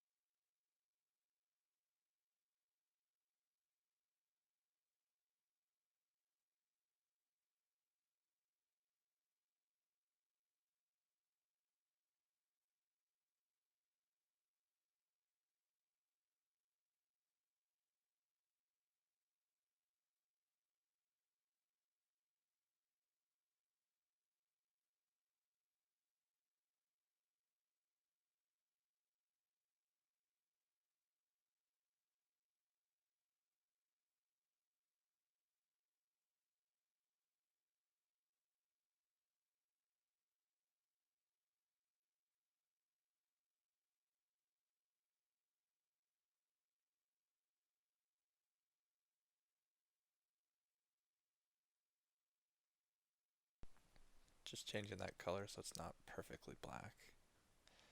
Same idea with like the engine scorches. You usually don't want anything to be 100% black in your base color.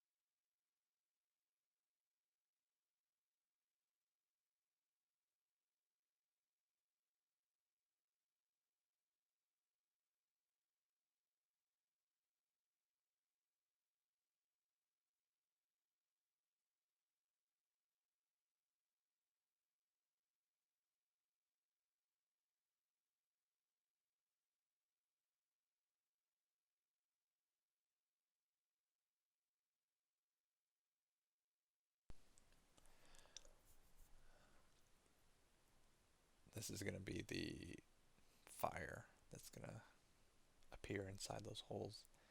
So I just started with the black and white spots and then plugged into a gradient map.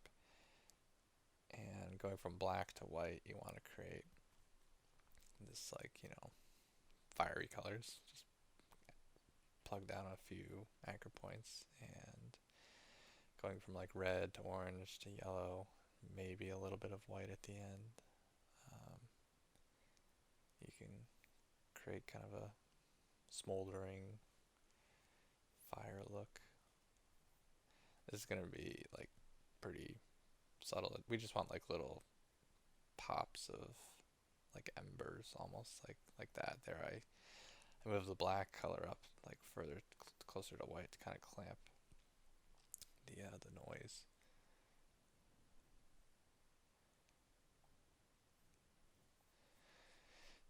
And from here, it's pretty much just a matter of like creating a mask, um, which we can easily do.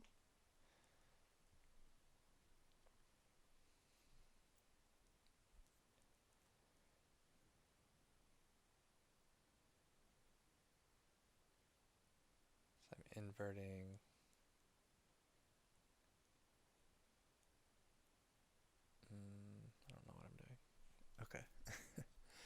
they inverted that blaster hole shape and now histogram scanning it.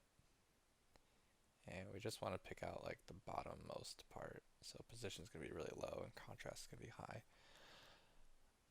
And then see what this looks like with it plugged into the mask.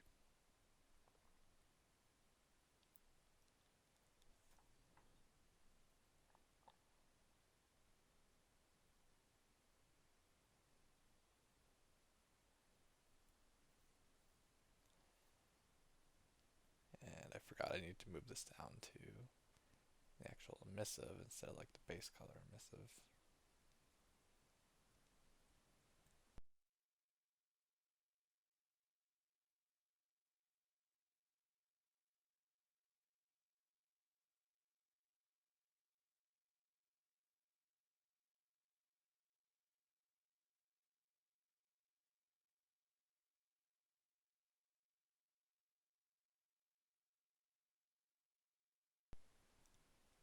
And from here we can just copy this, or excuse me, blend it on top of the engine and the lights. Blend copy is fine because we have a mask. That should work. So there's nothing. Oh, there's a little speck of it, but basically we just need to kind of maybe either tweak the noise, which I'm trying to do now with the disorder, or tweak the gradient map so that more embers show up.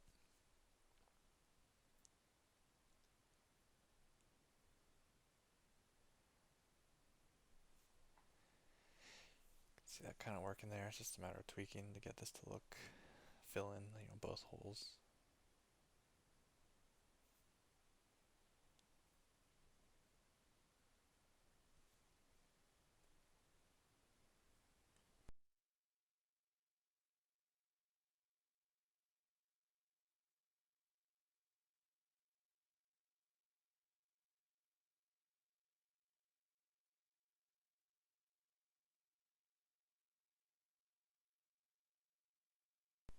There I'm reducing the contrast so there's a little bit of fall off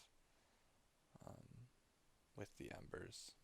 I didn't necessarily want it to be like this hard edge anymore now that I saw it, so now there's a little bit of fall off with it on the sides.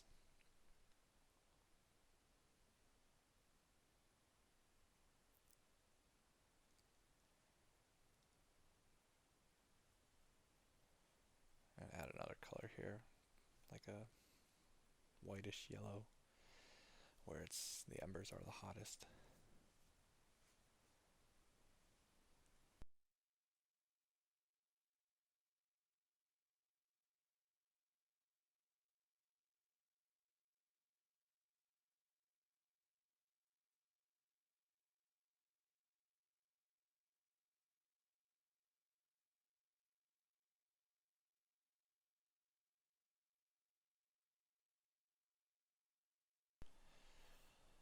Trying a couple other black and white noises. You never know. I mean, it's nice to try them out.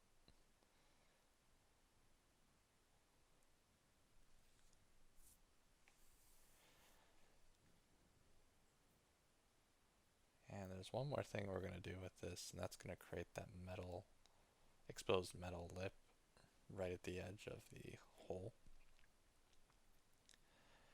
So my idea behind that was, I feel like the hole already kind of blends with the panels. I mean, it sits on top fine, but the scorching is pretty like heavy, so having a break in the scorching where there's like a little metal lip, um, like the laser shot through it and it burned off to the paint and exposed the metal, and then it went through into like the inside of the ship where it's burning.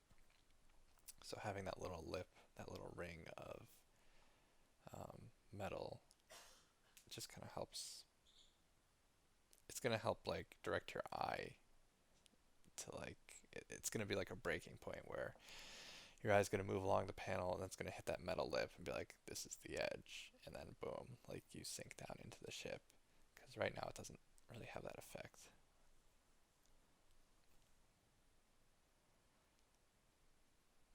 I believe I do that coming up shortly here after I tweak some stuff.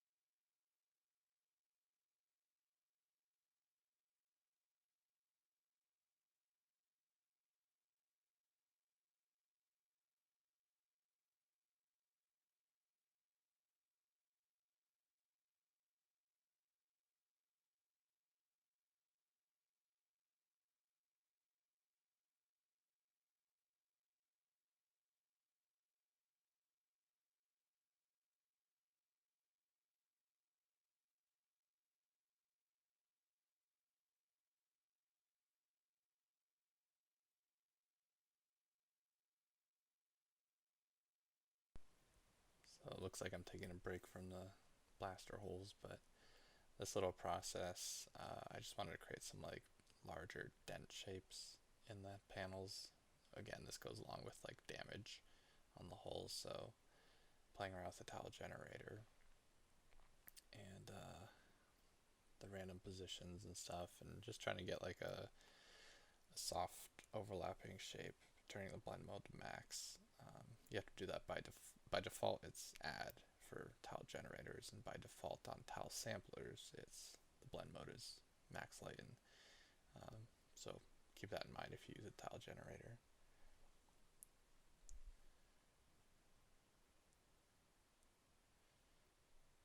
And yeah, just trying to create some softer shapes. Just a couple of them. And I want some to be like overlapping so I can, so it just creates like, so all the dents aren't perfectly circular. Like if they're overlapping, it'll create these organic shapes. And I end up, it ends up being pretty simple in the end. And you just multiply that on top of the panels.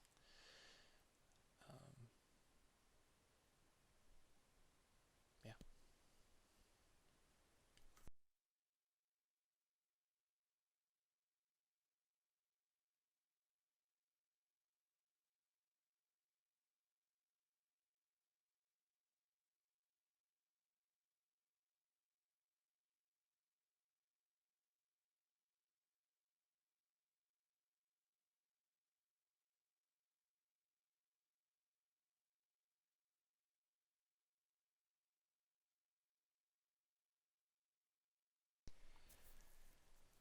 After doing all this, I think it might have just been better just to hand place a couple paraboloid shapes. Because, I mean, trying to procedurally get something that is working takes more tweaking than what it's worth. Like, just place a couple shapes and be done with it. I guess the advantage of this is like if you wanted more dense later, you could kind of quickly up the amount. Um, Although here I'm definitely, these dents aren't going to be like everywhere. I'm just making like a singular cluster of dents and then I'll transform it. So it's really not that big of an advantage to use a tile generator. It does condense like the amount of nodes you have to use down to a smaller amount, which is nice. So now I'm warping that shape there.